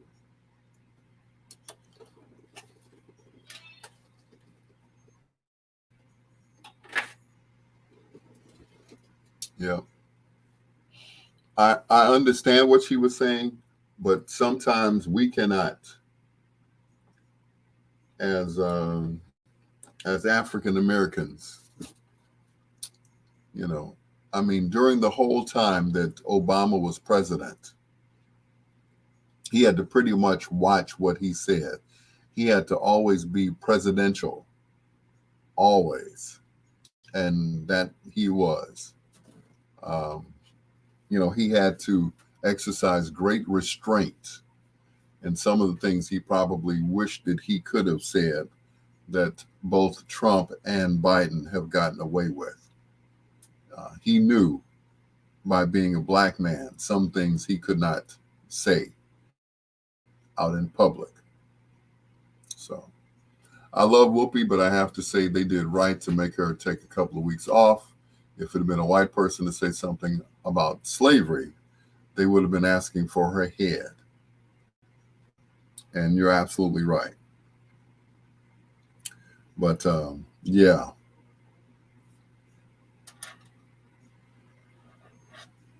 that would have been the case. Yeah, Black Lives Matter would have been outside of ABC so fast it would have made your head swim.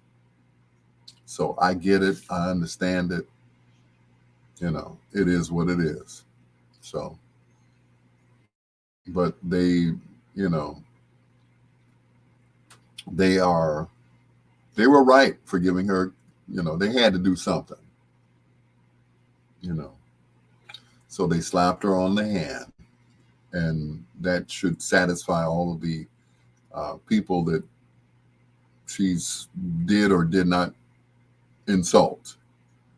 So that's it. All the Jewish people. Judaism is not a religion. It's a way of life. It is for them. Excuse me while I eat this half a hoagie. It looks so good. I was trying to save it until, foreplay, but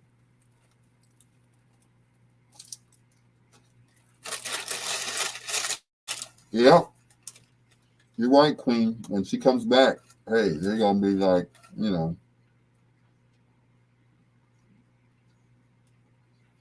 might have a big campaign. Whoopi's back.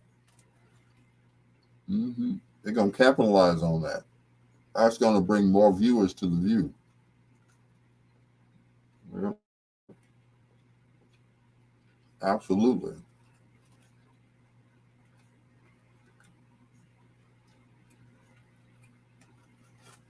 If that's going to bring more people to that TV show. Yep.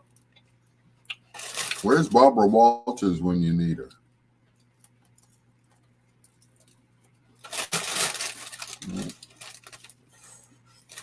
Yep, she will be back. She's the big draw. She's the only one left.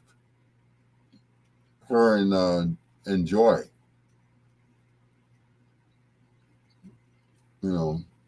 Everybody else gone. Yeah.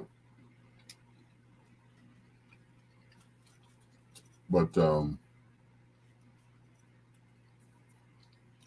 that was a great idea that Barbara came up with, Barbara Walters.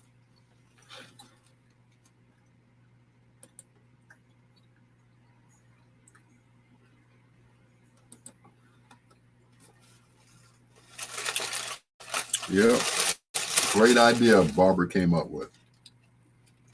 Different women from different walks of life and different ethnic backgrounds. So,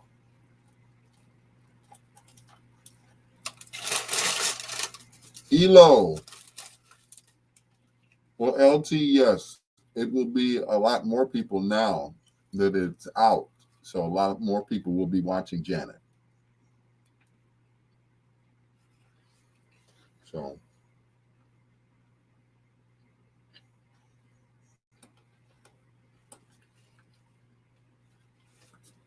yep. Everybody else will be drawn to Lifetime and A&E to watch the documentary.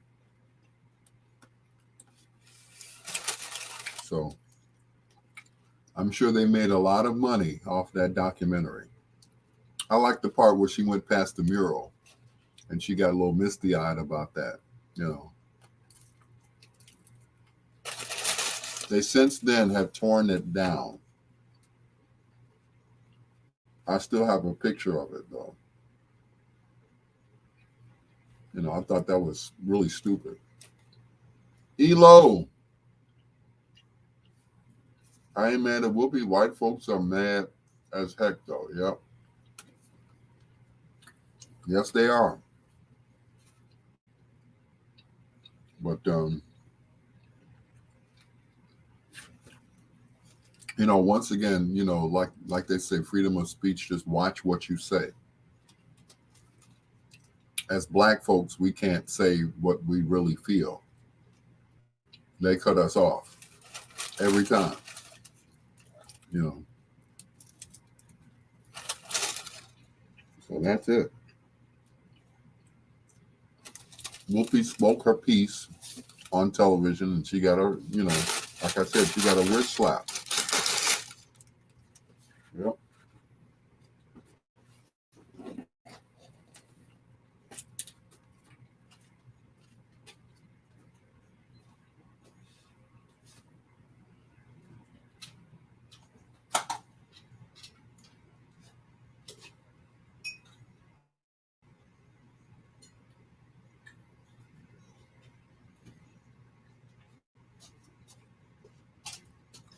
At the end of the day, Whoopi, you can't say what you feel on TV. Some people will agree with you and some people won't.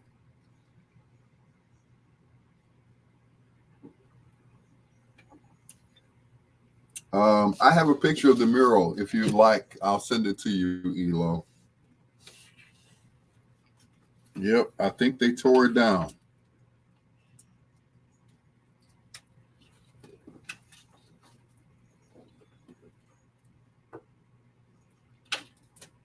I also have pictures of the house, the inside of the house. Yep. Ooh, 10%. Good Lord.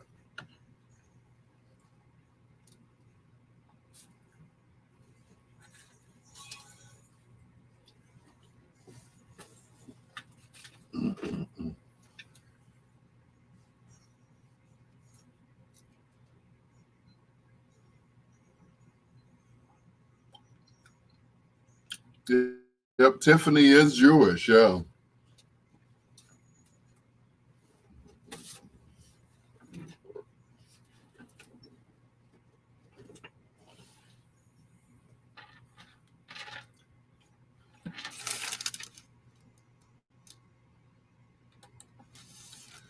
They released that song after he passed. It went to #1. My Last Chance from Marvin Gaye, right here on Bedtime Stories. With your peanut butter brother, Dr. Al Greer, just about 14 minutes away from Foreplay. That's 4 songs by one of your favorite artists or groups, male or female. We're still talking about not only Janet Jackson, but about Whoopi Goldberg and the comments that she made on The View, and she gets 2 weeks off to think about it. You know, she said, Judaism is just a religion.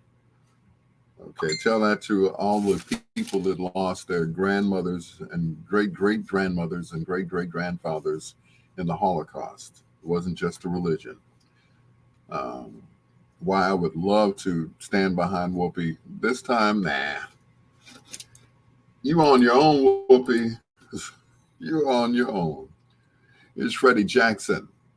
It's Bedtime Stories with your peanut butter brother, Dr. Al Greer. Once again, hello to LT, Elo. Thank you for checking in. And of course, Queen Janine, Lawana Trailer. I appreciate you all. Here's Freddie Jackson and Hey Lover on Bedtime Stories.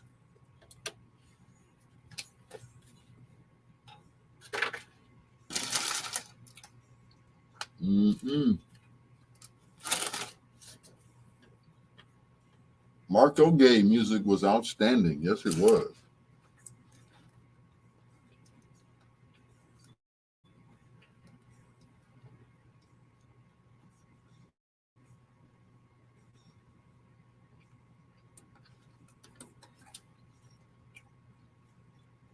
Yep. Even some of the albums that Marvin made that weren't commercial successes, they were artistic successes. Marvin never wanted to be a soul singer. He wanted to be like his idol, Frank Sinatra, and sit on a stool with a hat on and just sing his heart out. That's what he wanted to do. Unfortunately, that was not the vision that Berry Gordy had for him. Like, Marvin, you're a sex symbol. That's it. He said, you sing to women, and that's it. You'll never be like Frank Sinatra, and that's it. So, yep.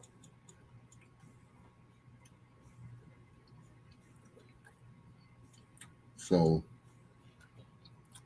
he and Barry, Ken Wallington, what's going on, sir? He and Barry went back and forth about his career, which, added to his depression. And of course, him leaving Motown.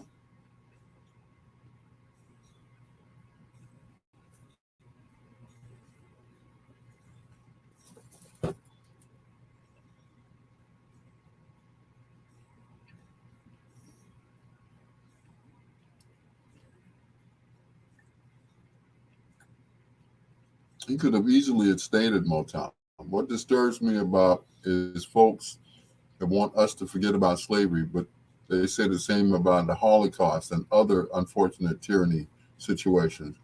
We get sent to jail, do not pass go, do not collect $200. You are absolutely right, LT. Once again, freedom of speech, just watch what you say.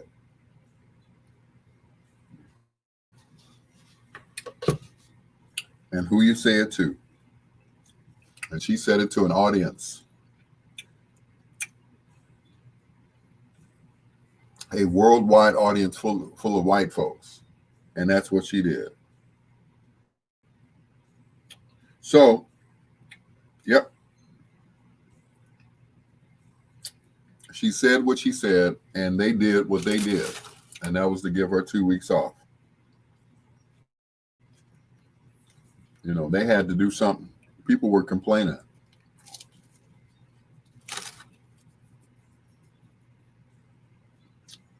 So ABC had to do something.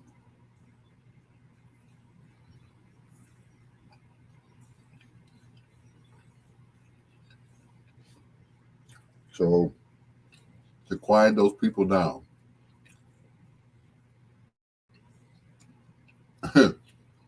Well, The View is a white folk back show. Mm-hmm. We know that for years, yeah.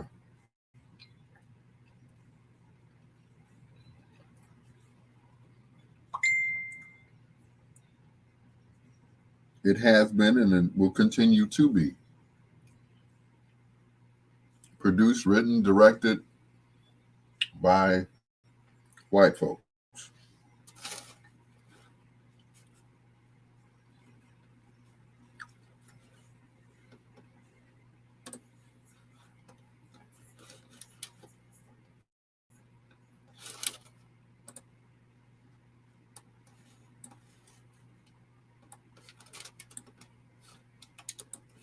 Yep.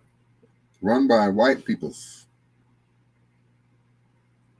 And it is what it is. And will continue to be. Run by white folks.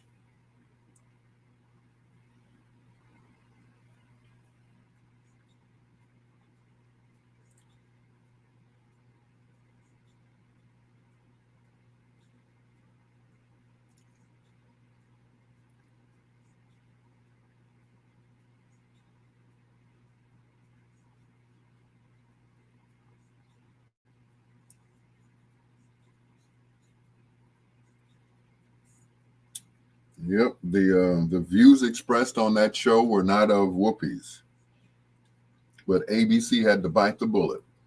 Remember a year ago when Nick Cannon did Similar and got his sponsor Snatch on his show for a period? Yep. Like I said, a hit dog will always holler. Yep, absolutely. Absolutely.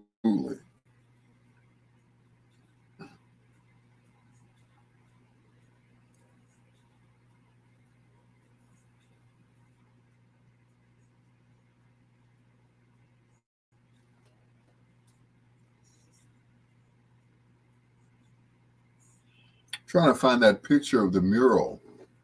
He created three new hit shows. Yeah. The Jews are calling the shots.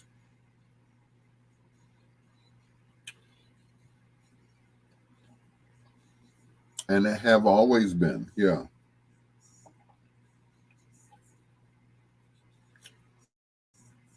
Yep. From here on out.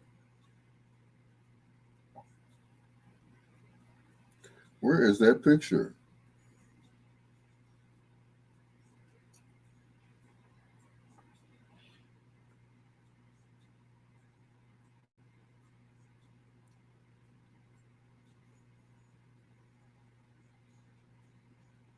Oh, I think I'm getting closer to it. Ken Wadlington.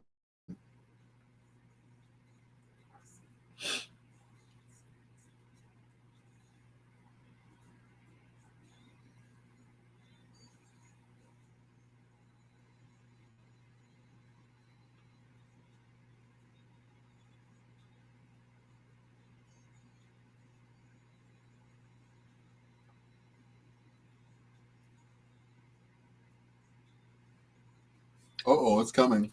The 2% will always run things until something or someone else comes along and shakes things up. Absolutely.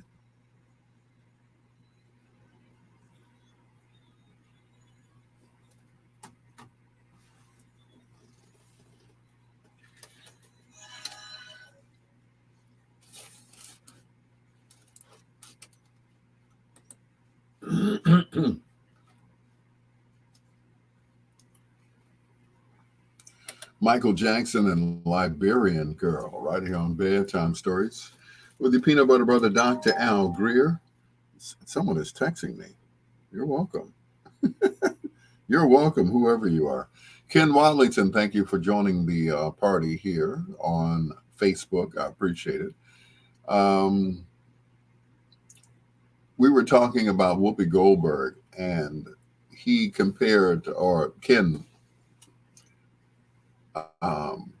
said something about Nick Cannon making some comments as well about the Holocaust and Jews and all of that stuff. And of course, he created 3 new shows out of it. Gone. And Nick just had another baby. Nick knows exactly what he wants to do with his money. Pay child support for the rest of his life. It's your Dr. Al Greer with Morris Day.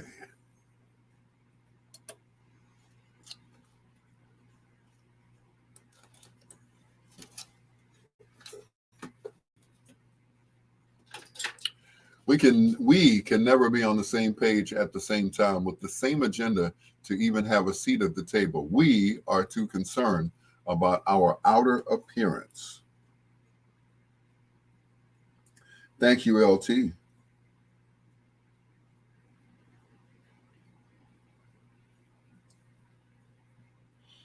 You're absolutely right. Nick Cannon brings ratings, and ratings equates to money. Yep. That's why I'm stocking up on safety measures. All right, Queen.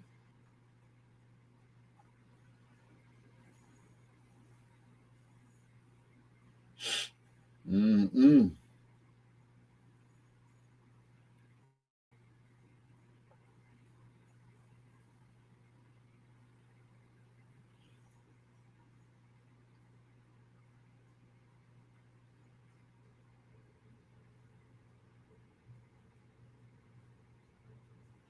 Where are those pictures?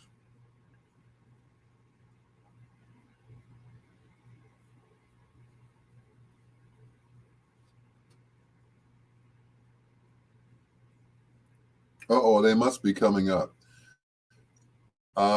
Let's keep your Louis Vuitton and give me a bullet. All right. Nick had to replace the baby he just sacrificed. I'm going to leave that alone, Ken. Oh, my. My.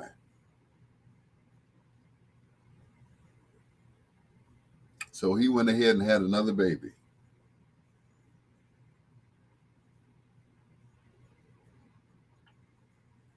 So obviously that baby was on its way.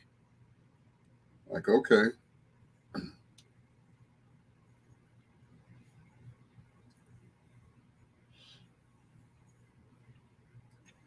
I say, go on with your bad self, Nick.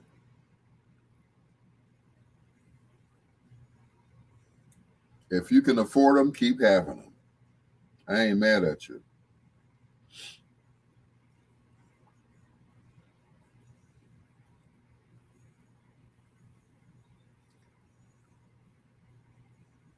If you can keep pumping them out, you keep going.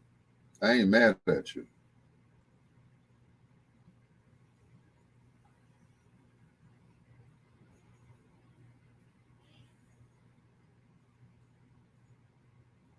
Oh, I'm getting closer to the pictures. I can tell. Clearly, that baby was already in the making. Yeah, when the other baby died. Yeah, yeah. She was already impregnated. Nated.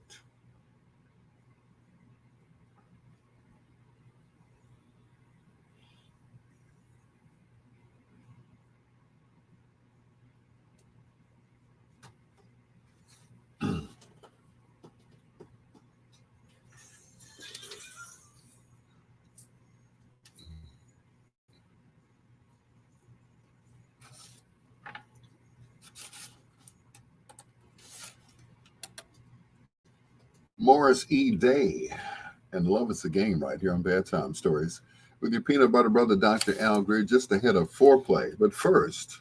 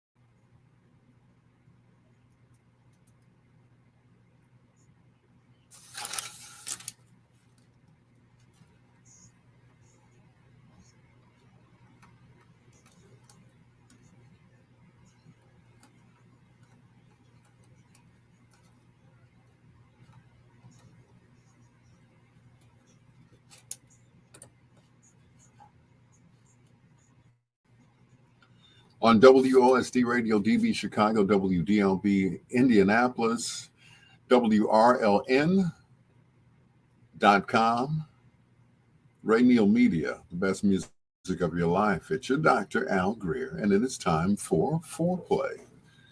But before we go, we're talking about Nick Cannon now. We went from Whoopi Goldberg to Janet Jackson to now Nick. Nick's going to end up like a lot of black celebrities with babies all over the place and broke. Nope, as long as he keeps money, he can keep having babies. I ain't mad at you. Anyway, these guys hail from Detroit. As a matter of fact, they started out as the Partners. Then they were the Soul Partners. Then they were Al Hudson and One Way, and just One Way featuring Al Hudson. We play all of them tonight, right here on Bedtime Stories. It's time for Foreplay. This is Lost Inside of You.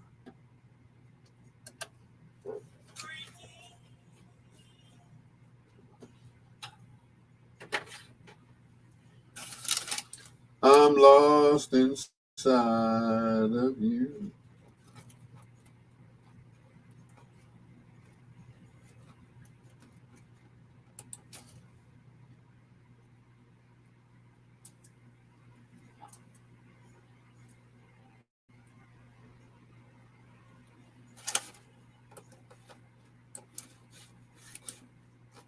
All right, we got all these songs here. Yeah. Yeah.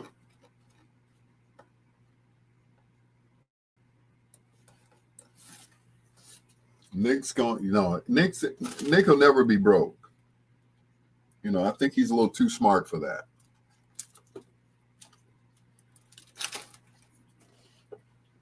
Yeah. I think he's a little smart for that. He's got his head on in the right space as to what he's doing with his money. He's been that way for a long time. Janet's on Fallon now. Oh, for real? Wait a minute. You turn on TV.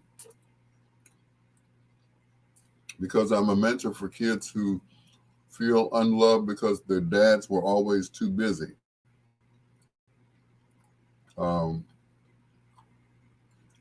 Read these teens' sad letters. Okay. Janet's on Fallon.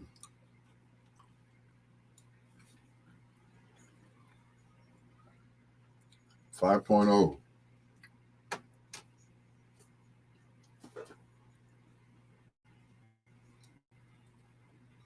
Okay.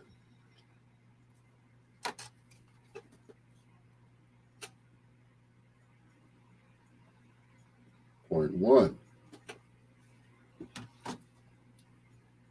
There we go.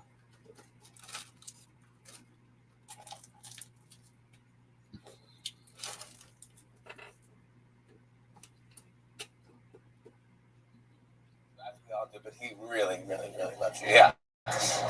He's a fan. Look, at the end of the documentary, there's a snippet of some new music called "Love I Love," and my question is, I know, you're like, why don't ask me this? But are we going to get to hear the song, the whole thing, and is this hinting at something? What's next? Tell me something. It's so funny because it was a song that I recorded like 3 years ago. And in the documentary, we thought, oh, this would be cool to put this song right here at this moment, this piece in the documentary. And everyone started reacting to it. So, I don't know. We'll just have to see. Maybe it'll be a 30 million, good Lord. Is there other unreleased Janet stuff that we... like Love I Love that we might see? Oh, I know, don't ask. Okay. I've recorded so many songs that I've never released. So we'll see. Okay, we'll see. I want to thank you for doing our show. You know we love you. Whenever you're in town, we want to see you. And I want to give you a big hug. Congrats on this documentary and on everything. We're the biggest fans of you over here. So thank you. Thank you so much for having me. It's always a pleasure being with you guys. I want to show everyone a clip. Here's Janet Jackson in her documentary. Whoa. Janet Jackson, take a look.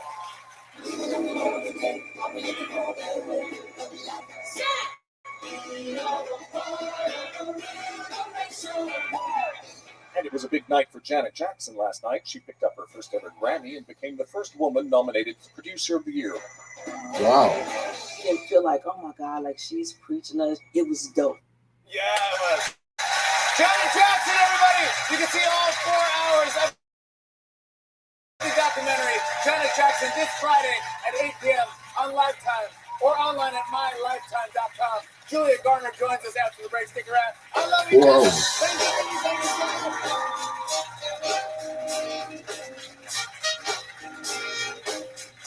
you. Wow. Nick has to give Mariah $5,000 a month for the twins. Wow. That's that's quite a bit.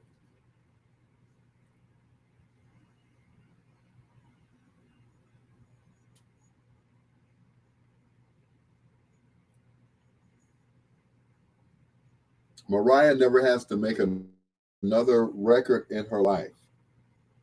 Ever.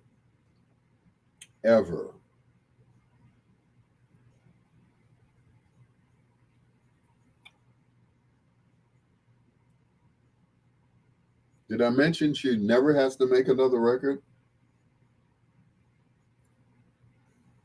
All right, Mariah.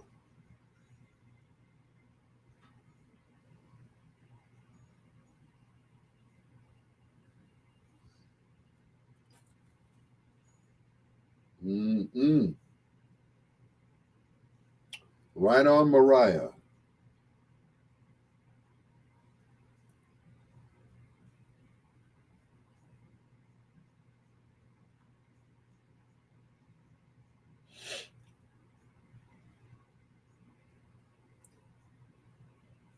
Where are those pictures?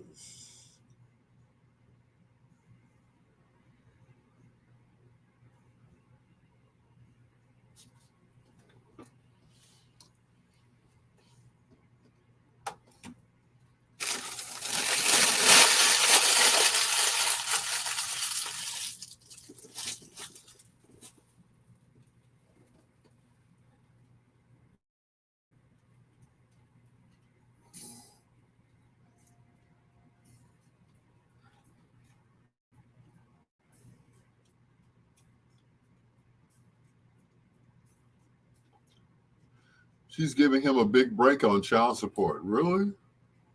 That's a break?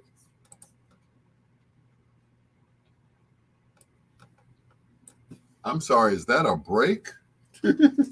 Okay, I'll buy it. I'll take that.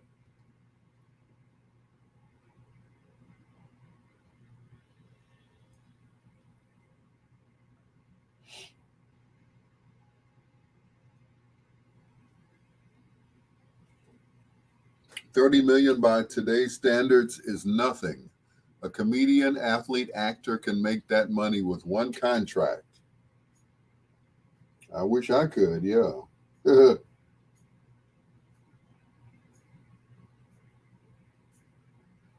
What would I do with all that money? Pay off all my bills.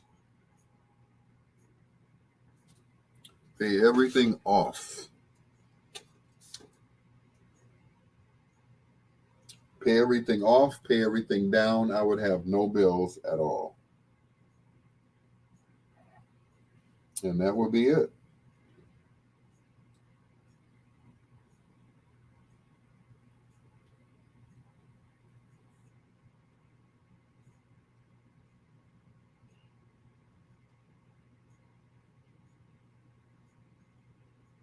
Pay everything off, pay everything down.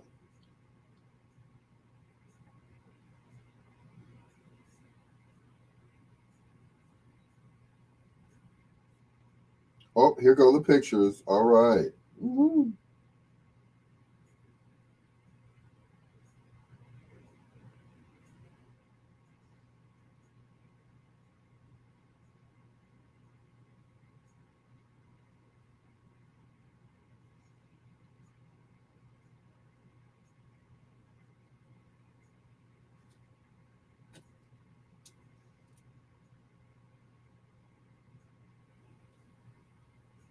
Oh, I thought I had them. Wait a minute. Where'd they go?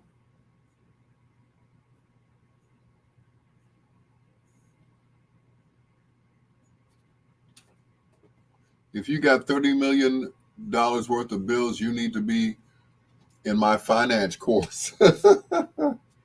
Oh. No, I'm just saying, I'd pay everything off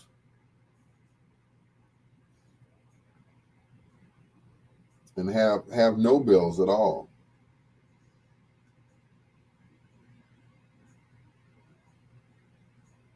But no, I don't have that many bills. Trust me.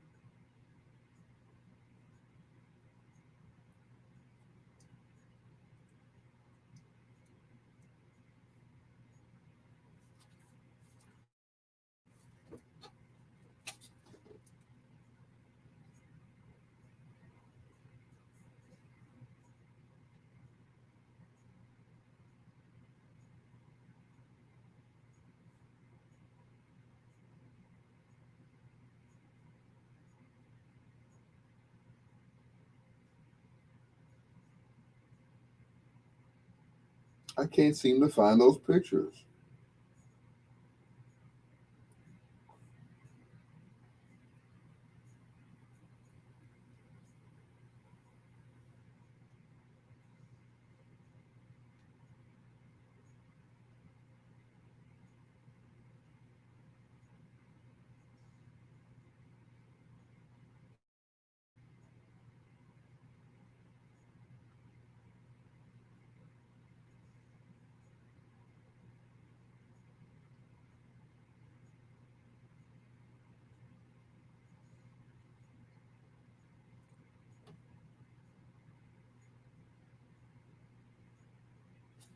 Most celebrities have $3 to $5 million homes and are worth $10 million or less.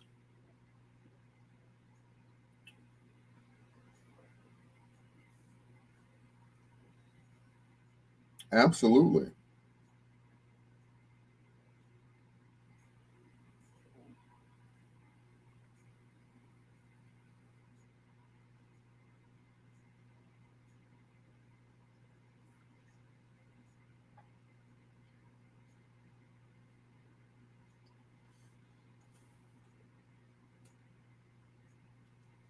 I can't believe I can't find one picture.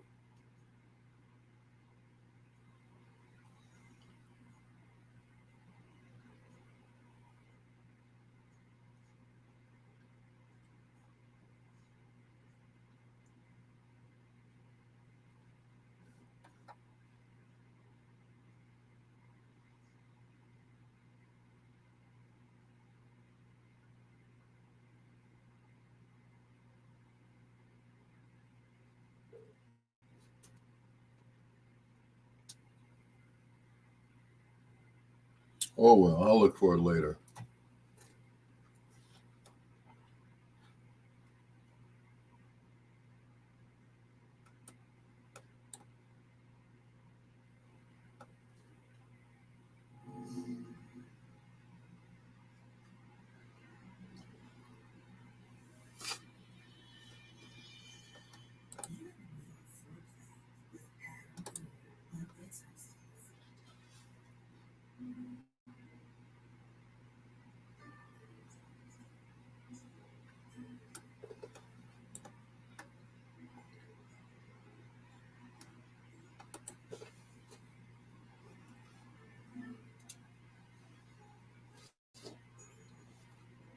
Maybe they're in your Google photos. Yeah, they are, but I can't seem to find them. I don't know exactly where, how far back they go. So, but I know the picture's in here.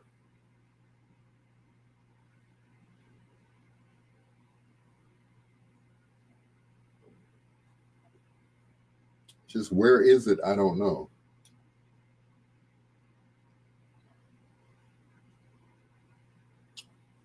Or where it is, I should say.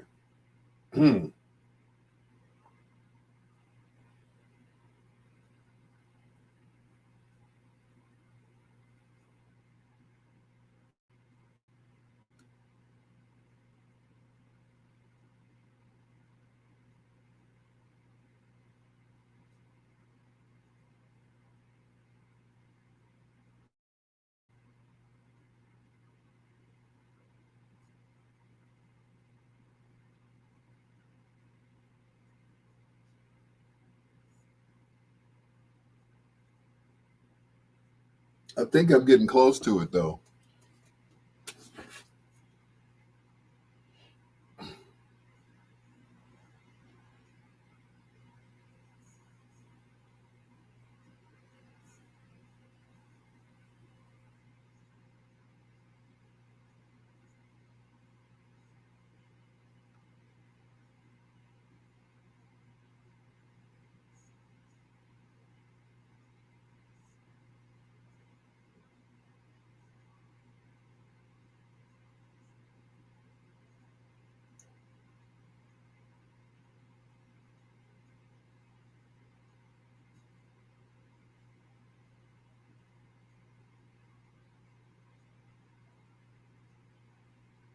Nope, ain't gonna find it.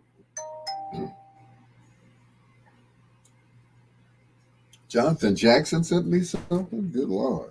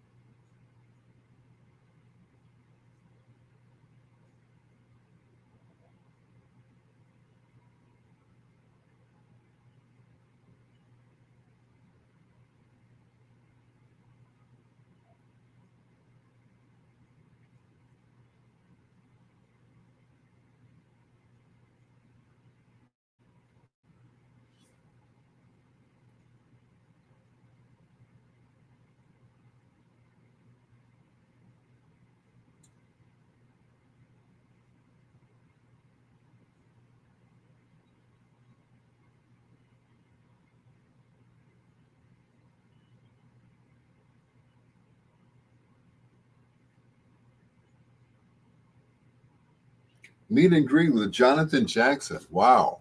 I feel, wow.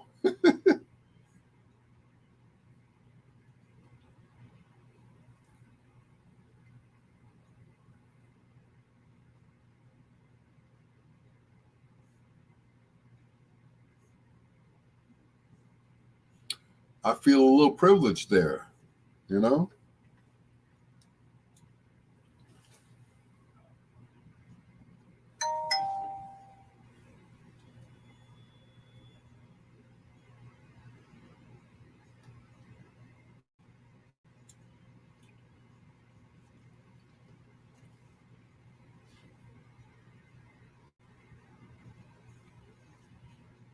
Yep, I'll find them. One way or another, I'll find them.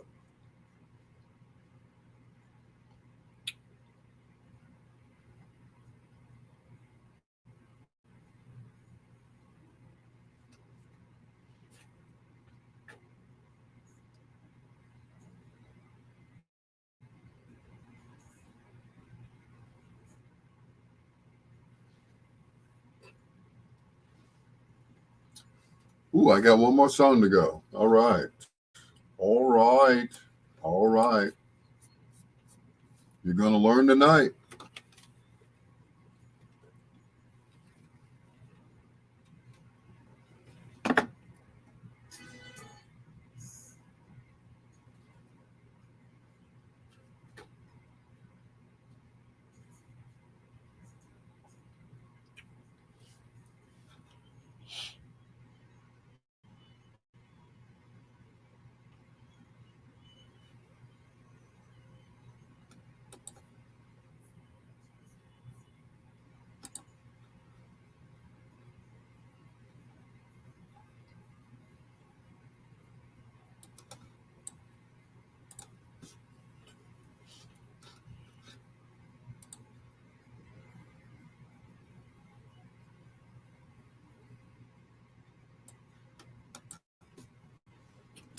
All righty then. Back to the pictures.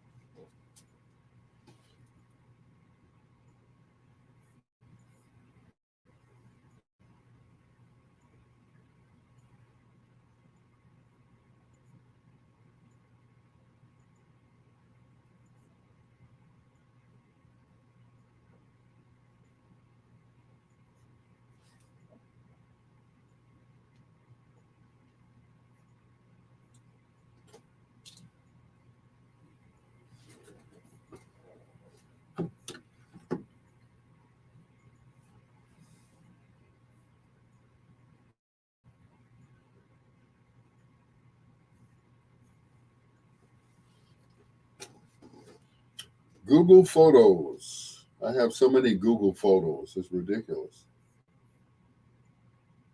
Most of my pictures in my phone are of me and my granddaughter. She decided one day to just take a whole bunch of pictures of herself. 5 years old, right? She's just clicking away. I'm like, okay. Pawpaw, let's take a picture. Okay.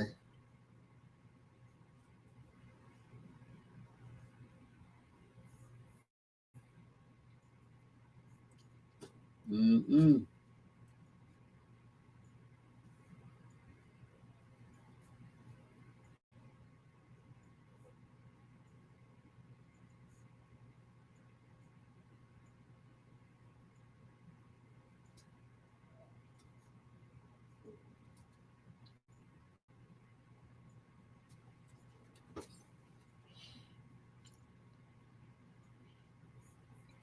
All right. Once again, don't forget to share the video, please, and thank you.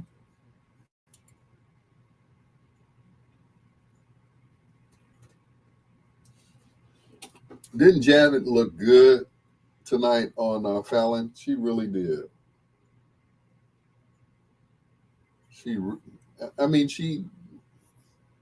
it's like she doesn't age. She gets more and more beautiful with age, you know, just naturally, unlike her sister Latoya. They never talk about Latoya. What's really going on? Latoya is like the bastard child. They don't talk about Latoya. You saw Tito and you saw Randy on her documentary. You didn't see even Reby was on there. You saw Reby, but nope, no Latoya. Mm-mm. No Latoya.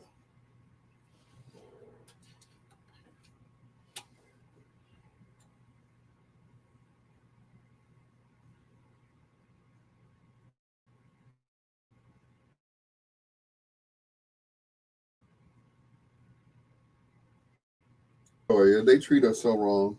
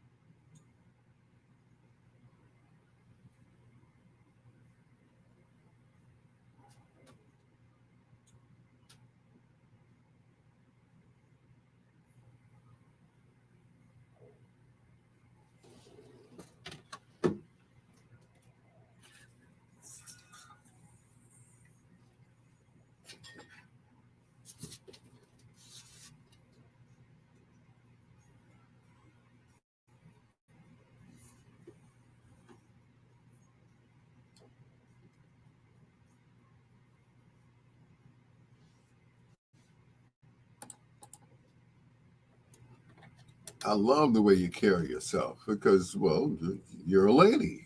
Lady, you are. Wrapping up Foreplay right here on Bedtime Stories with your peanut butter brother, Al Greer. One Way featuring Al Hudson and the Soul Partners, and just One Way featuring Al Hudson. All those names.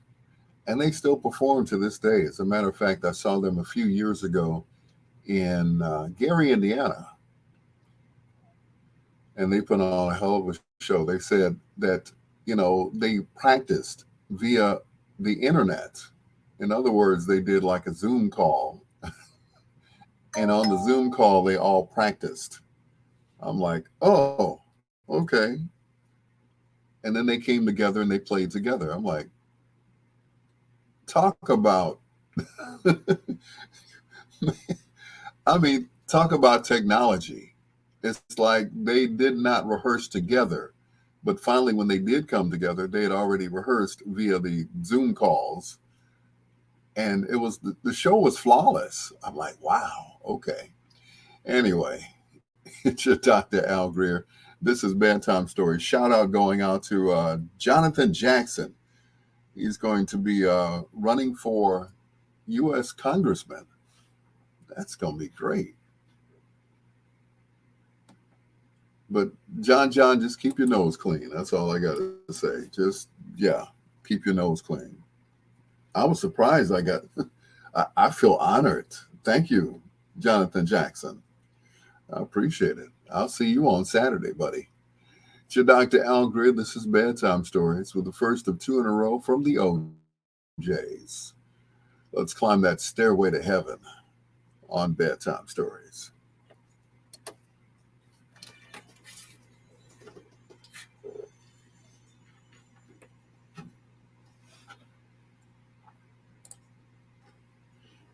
Do, do, do, do, do, do, do, do. What you say, Robbie can get with her fine ass. Robbie. Okay. Oh, Reby. I'm sorry. I saw Robbie, but I guess you meant Reby.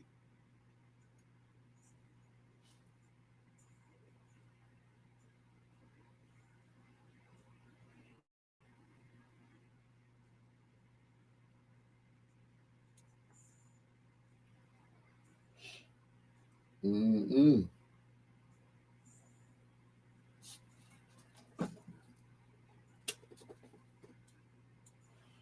Reby. Not Robbie, but Reby. Okay, cool.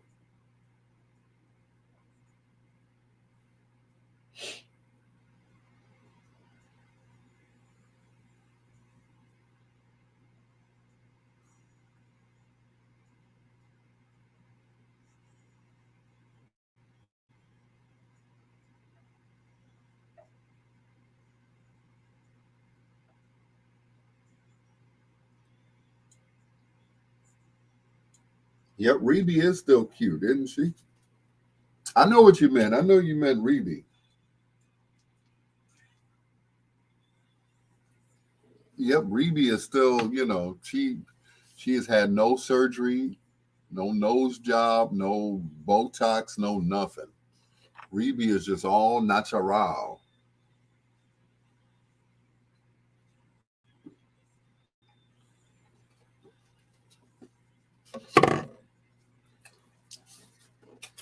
Go on, Reby, with your bad self.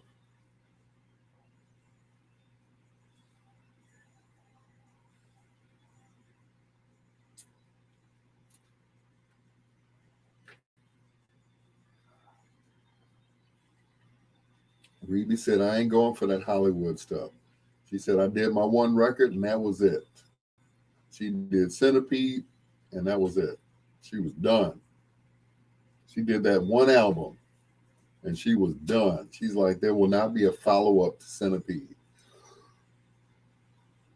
Excuse me. I will not be singing about any other crawly, creepy creatures.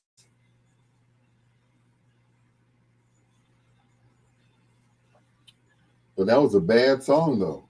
You got to admit, um, Centipede was her only hit, and it was a big hit. Oh yeah, there's no doubt about it. I think Reby is the only natural one in the group. No, no paper nose on her. You're absolutely right, Ken. She has had no work done, none. You know, she probably don't smoke. She don't drink. She don't do nothing. Reby is just Reby.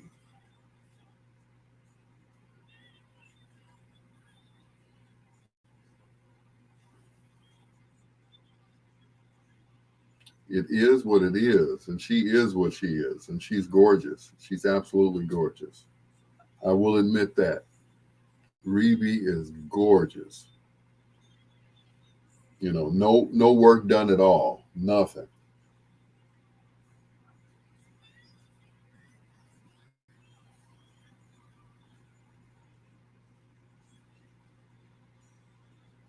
Yep. I didn't know Reby had children. Yeah. She was the first to leave the Jackson clan. She was the first to get out of there. She was the oldest. She's older than Jackie. She got out of there. She was like, show business is not for me. So she got her a husband and she moved to Kentucky or wherever she lived, and that was it. She had nothing to do with them till she made that one record, and that was Centipede. And that was it after that. You know. So she had nothing to do with them. She was like, I am not going to Hollyweird. I ain't fixing my nose. I ain't doing nothing. She said, I'm gonna lead a nice, quiet life away from show business. The rest of y'all can have it. Y'all can have it. She said, I am not trying to do that. She fixed her nose. Well, yeah, maybe she fixed her nose, but the rest of that stuff, you know. But Reby was the oldest, and she's like, before y'all put me in this foolishness, I'm out of here.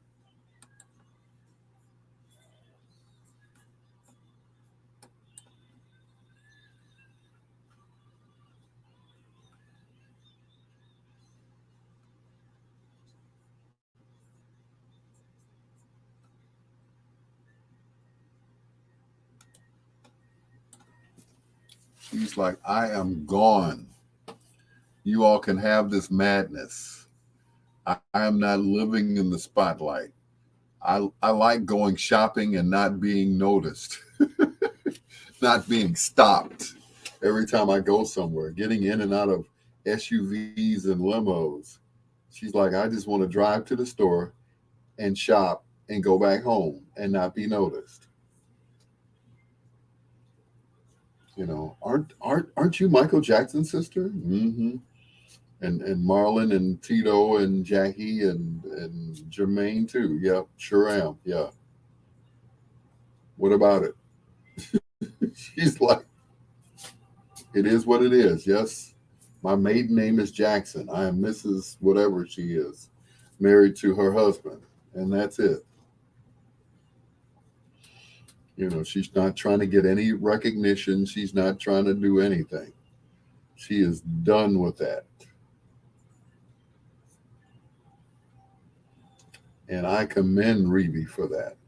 She, you know, she did a great job of raising her children out of the limelight.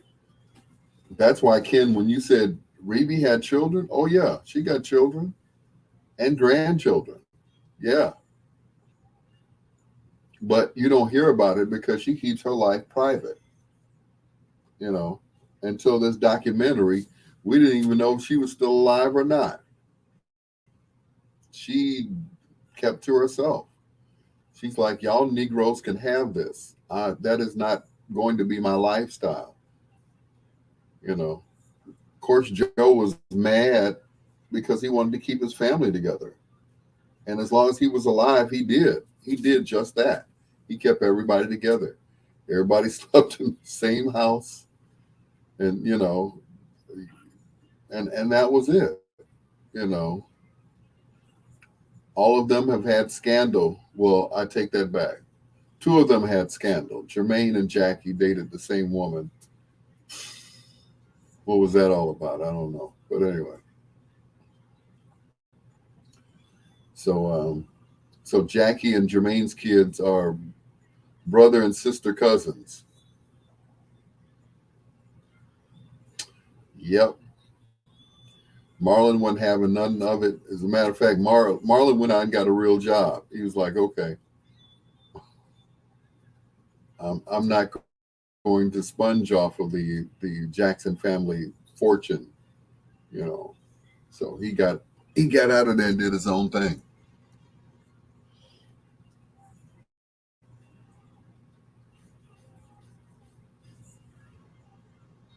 They said Michael had to occasionally put tape on his nose. He did.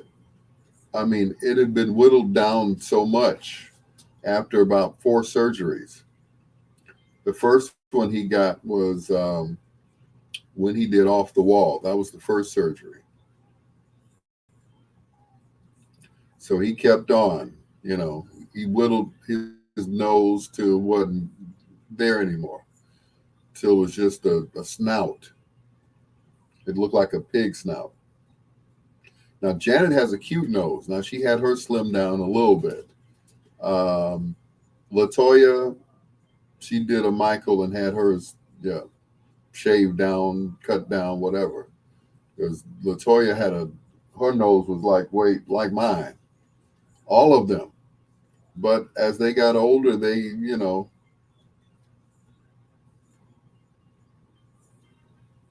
they kind of grew into themselves, I guess you could say.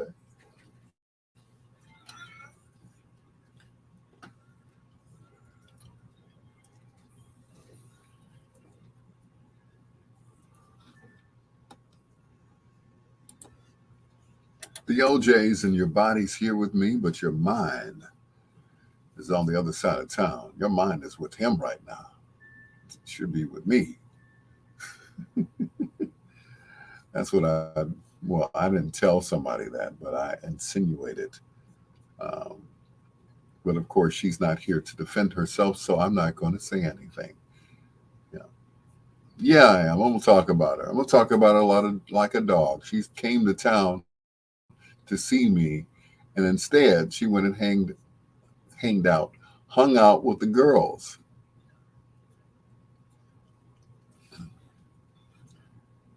I hope you got some from them. That's all I'm saying. I hope they gave you some of the D. And I don't mean vitamin D either. Here's the first of two in a row from the Moments, a.k.a. Ray Goodman and Brown, on Bedtime Stories with your peanut butter brother, Dr. Al Greer.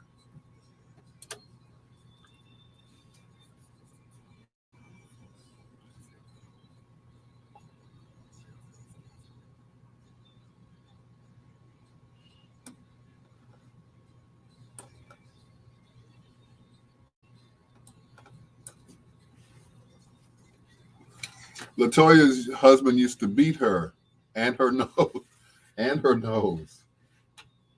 Well, that's probably why she had a nose job, because he broke it. But it wasn't for, Hollywood reasons. I don't think that was it.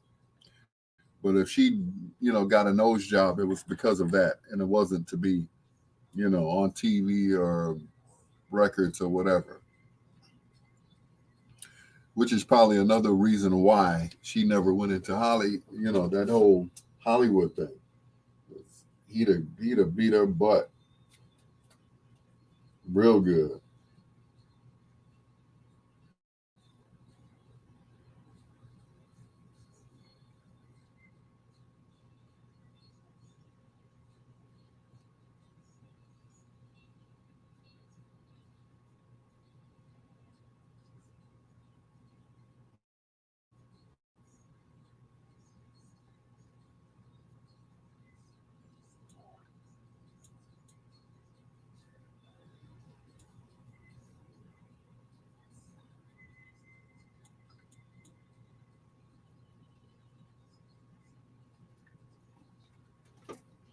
Angela Clark Duncan. Angela Clark Duncan. Angela Clark Gordon. Where are you?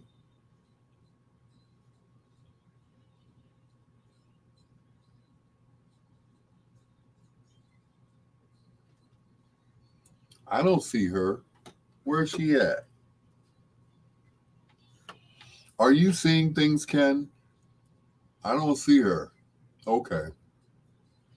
Maybe you can see her and I can't.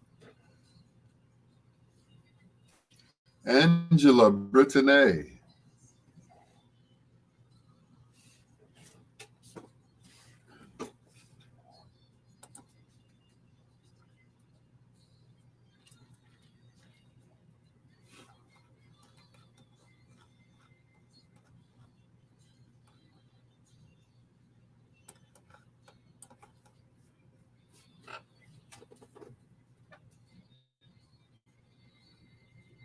Oh, there she is. Not sure if she got her nose fixed long before the marriage. No, I'm sure it was after the marriage. Yeah. Angela Brittany. Hey, Kenny, you don't see nobody else? Mm-mm. Mrs. Gordon.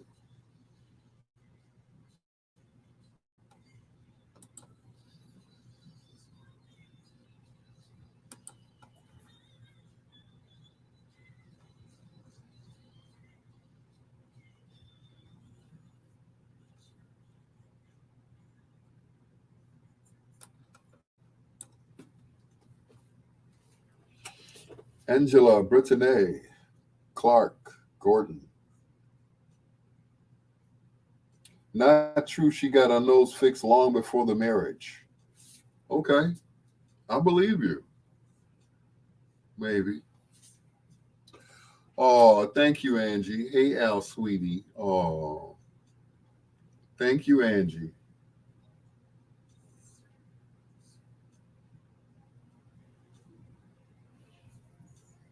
Mm-mm. I took me a good old nap this afternoon. I'm looking forward to taking another one so I can get up and go to work tomorrow. If I could just make it through Thursday, I'll be all right.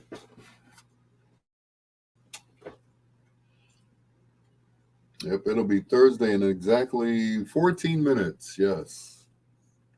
And I'm going to make it. Hey, Angie. Ken said, I want to be a sweetie too. You were a sweetie first, Ken. Think about it. Yep. You were a sweetie first.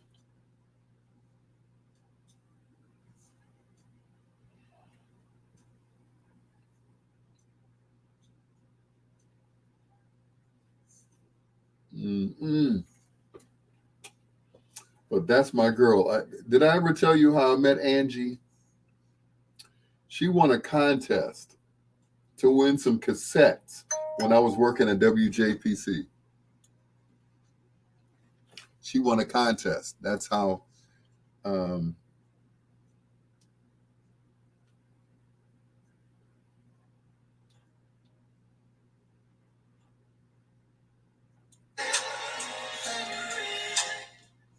that's how I met Angie, and we started talking from there. She won some cassettes. Yes, I recognize her. Always recognize those that came before me. But yep, I met her. What was it? 91? Was I at JPC in 91? I think it was. Yeah. And I said, I will hand deliver your prize to you, young lady. And I did. Yep.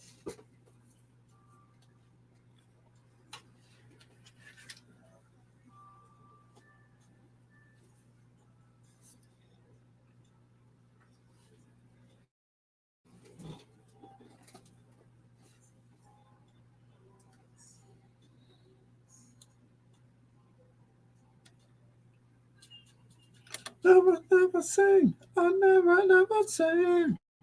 Never sing.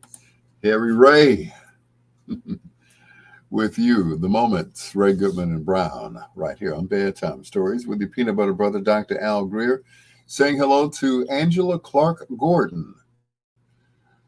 Thank you so much, Angie, for being on my live, as always. Ken Watlington and her used to date back in the day. I'm a little jealous that I didn't meet her first, because if I had met her, we'd be married today. I'm just saying. LT, how you doing? Of course, Queen Janine Lee Jefferson. I think she went to bed, but not to sleep.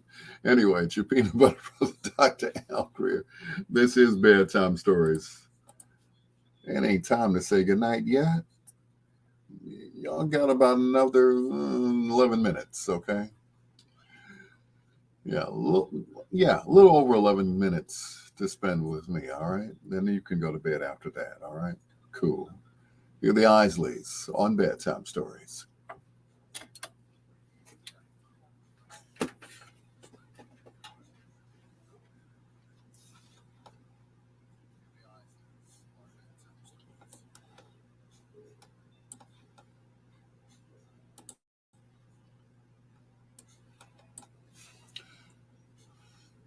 Putting the business out there.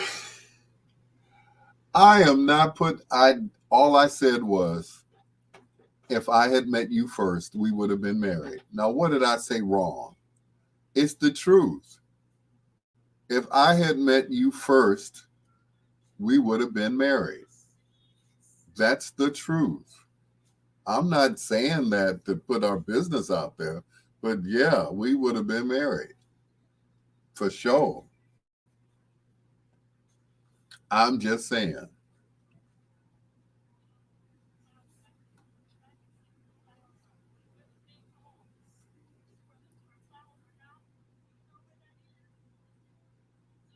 I'm just saying. Lucky you, I'll be up at work. Well, thank you. Yes. No, I got to go to work too, you know. The only thing is, I don't have to be at work until 11, so I'm good.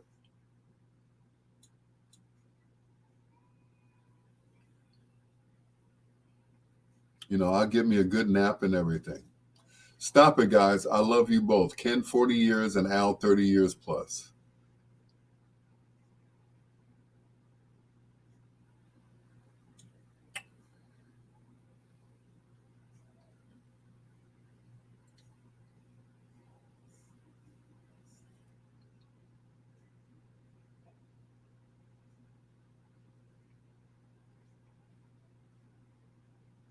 I just wish I'd have, anyway. Her mama liked me better. Oh, no. I am not going to argue with you, Ken. You win. You win. You win, sir.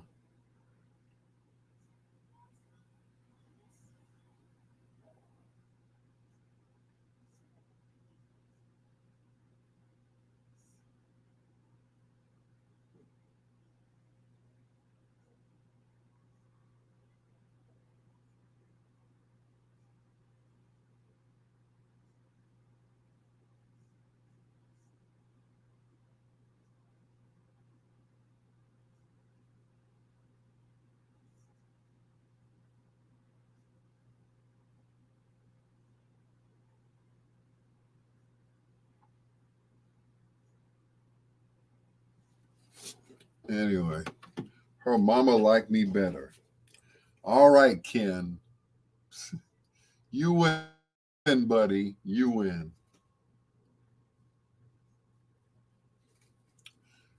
I ain't going to fight with you.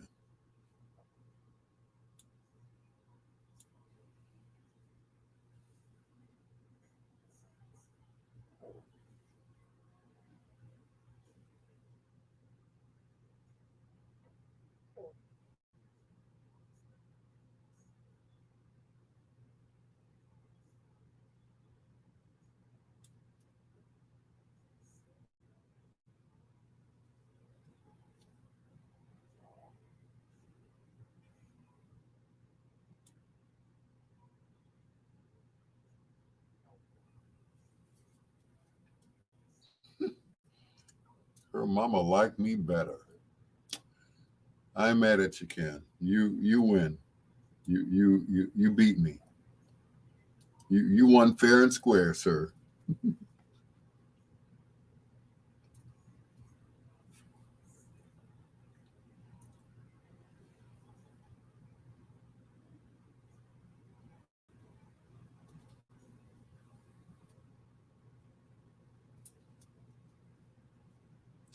Good night, Ken.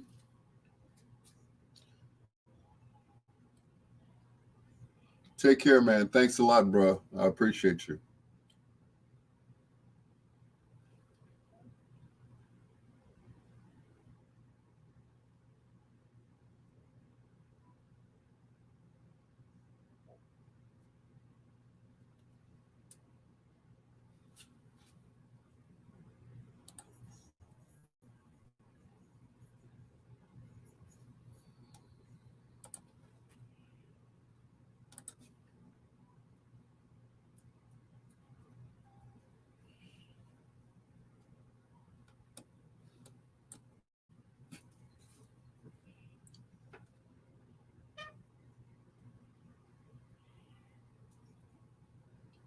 That's right. I hear you. God's will.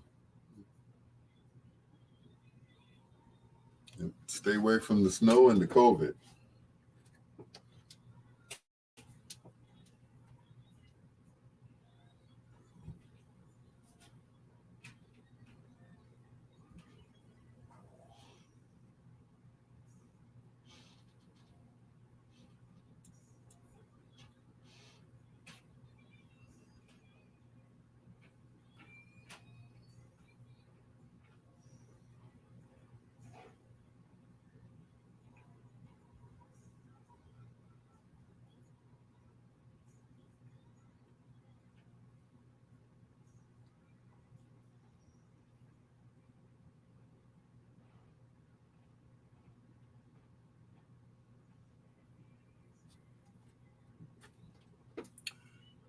You don't do Mondays anymore. I just didn't do this Monday, Ken, because I was going through a thing Monday, to be honest. I came home with all intentions of doing my show, and I just didn't feel like it. A show ran in its place, but it wasn't a live show. So I just, sometimes I feel it and sometimes I don't. Sometimes I have to force myself. And other days, once I start doing it, or other nights when I start doing it, then it just comes natural. And then I go to bed and I cry myself to sleep. Because, even though things are changing in my life, I found a new place. I got a new car. It's just one thing that's missing in my life. I let you figure that out. And it still bothers me. I can have, like David Ruffin says, I can have all the riches that any man can claim.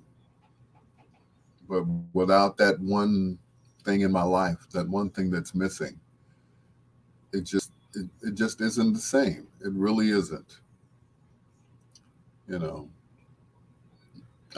Here I am driving around in a brand new car, but I'm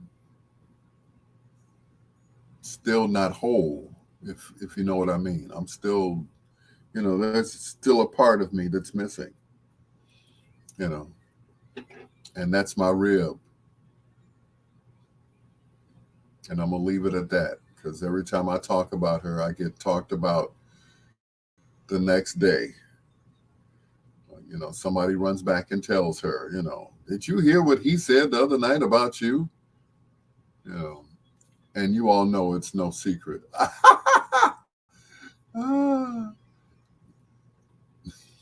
Thank you, Angie. I needed that. But a lot of times, and I'm human. I don't have to do this. I do it because I want to. My sponsors still pay me once a month, whether I go on the air or not. It's just nice to, not just take their money and not give it, all I have. And of course, that's the guys at T-Mobile and Metro PCS. So I have to pretty much, do my thing. So that's it. So, but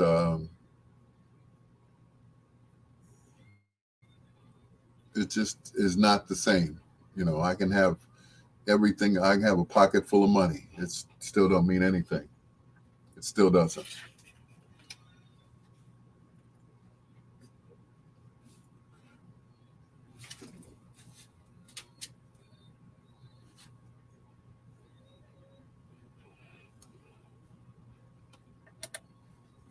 Shirley Murdoch, just can't go on without you. It's your Dr. Al Greer. That's going to do it for me. Thank you so much for staying up with me. Thank you, Casper, at the last minute. Love that leopard. Thank you very much. He's talking about my background on Facebook. I appreciate that. Ken Wadlington, Angela Clark Gordon, Queen Janine Lee Jefferson, Captain Daryl Owens. Thank you all. I appreciate you all. I love you all. God bless you all. Till next time, blue skies, green lights, and peace. Don't forget to catch me on Casper Classic Radio with classics in the dark. Peace out, y'all.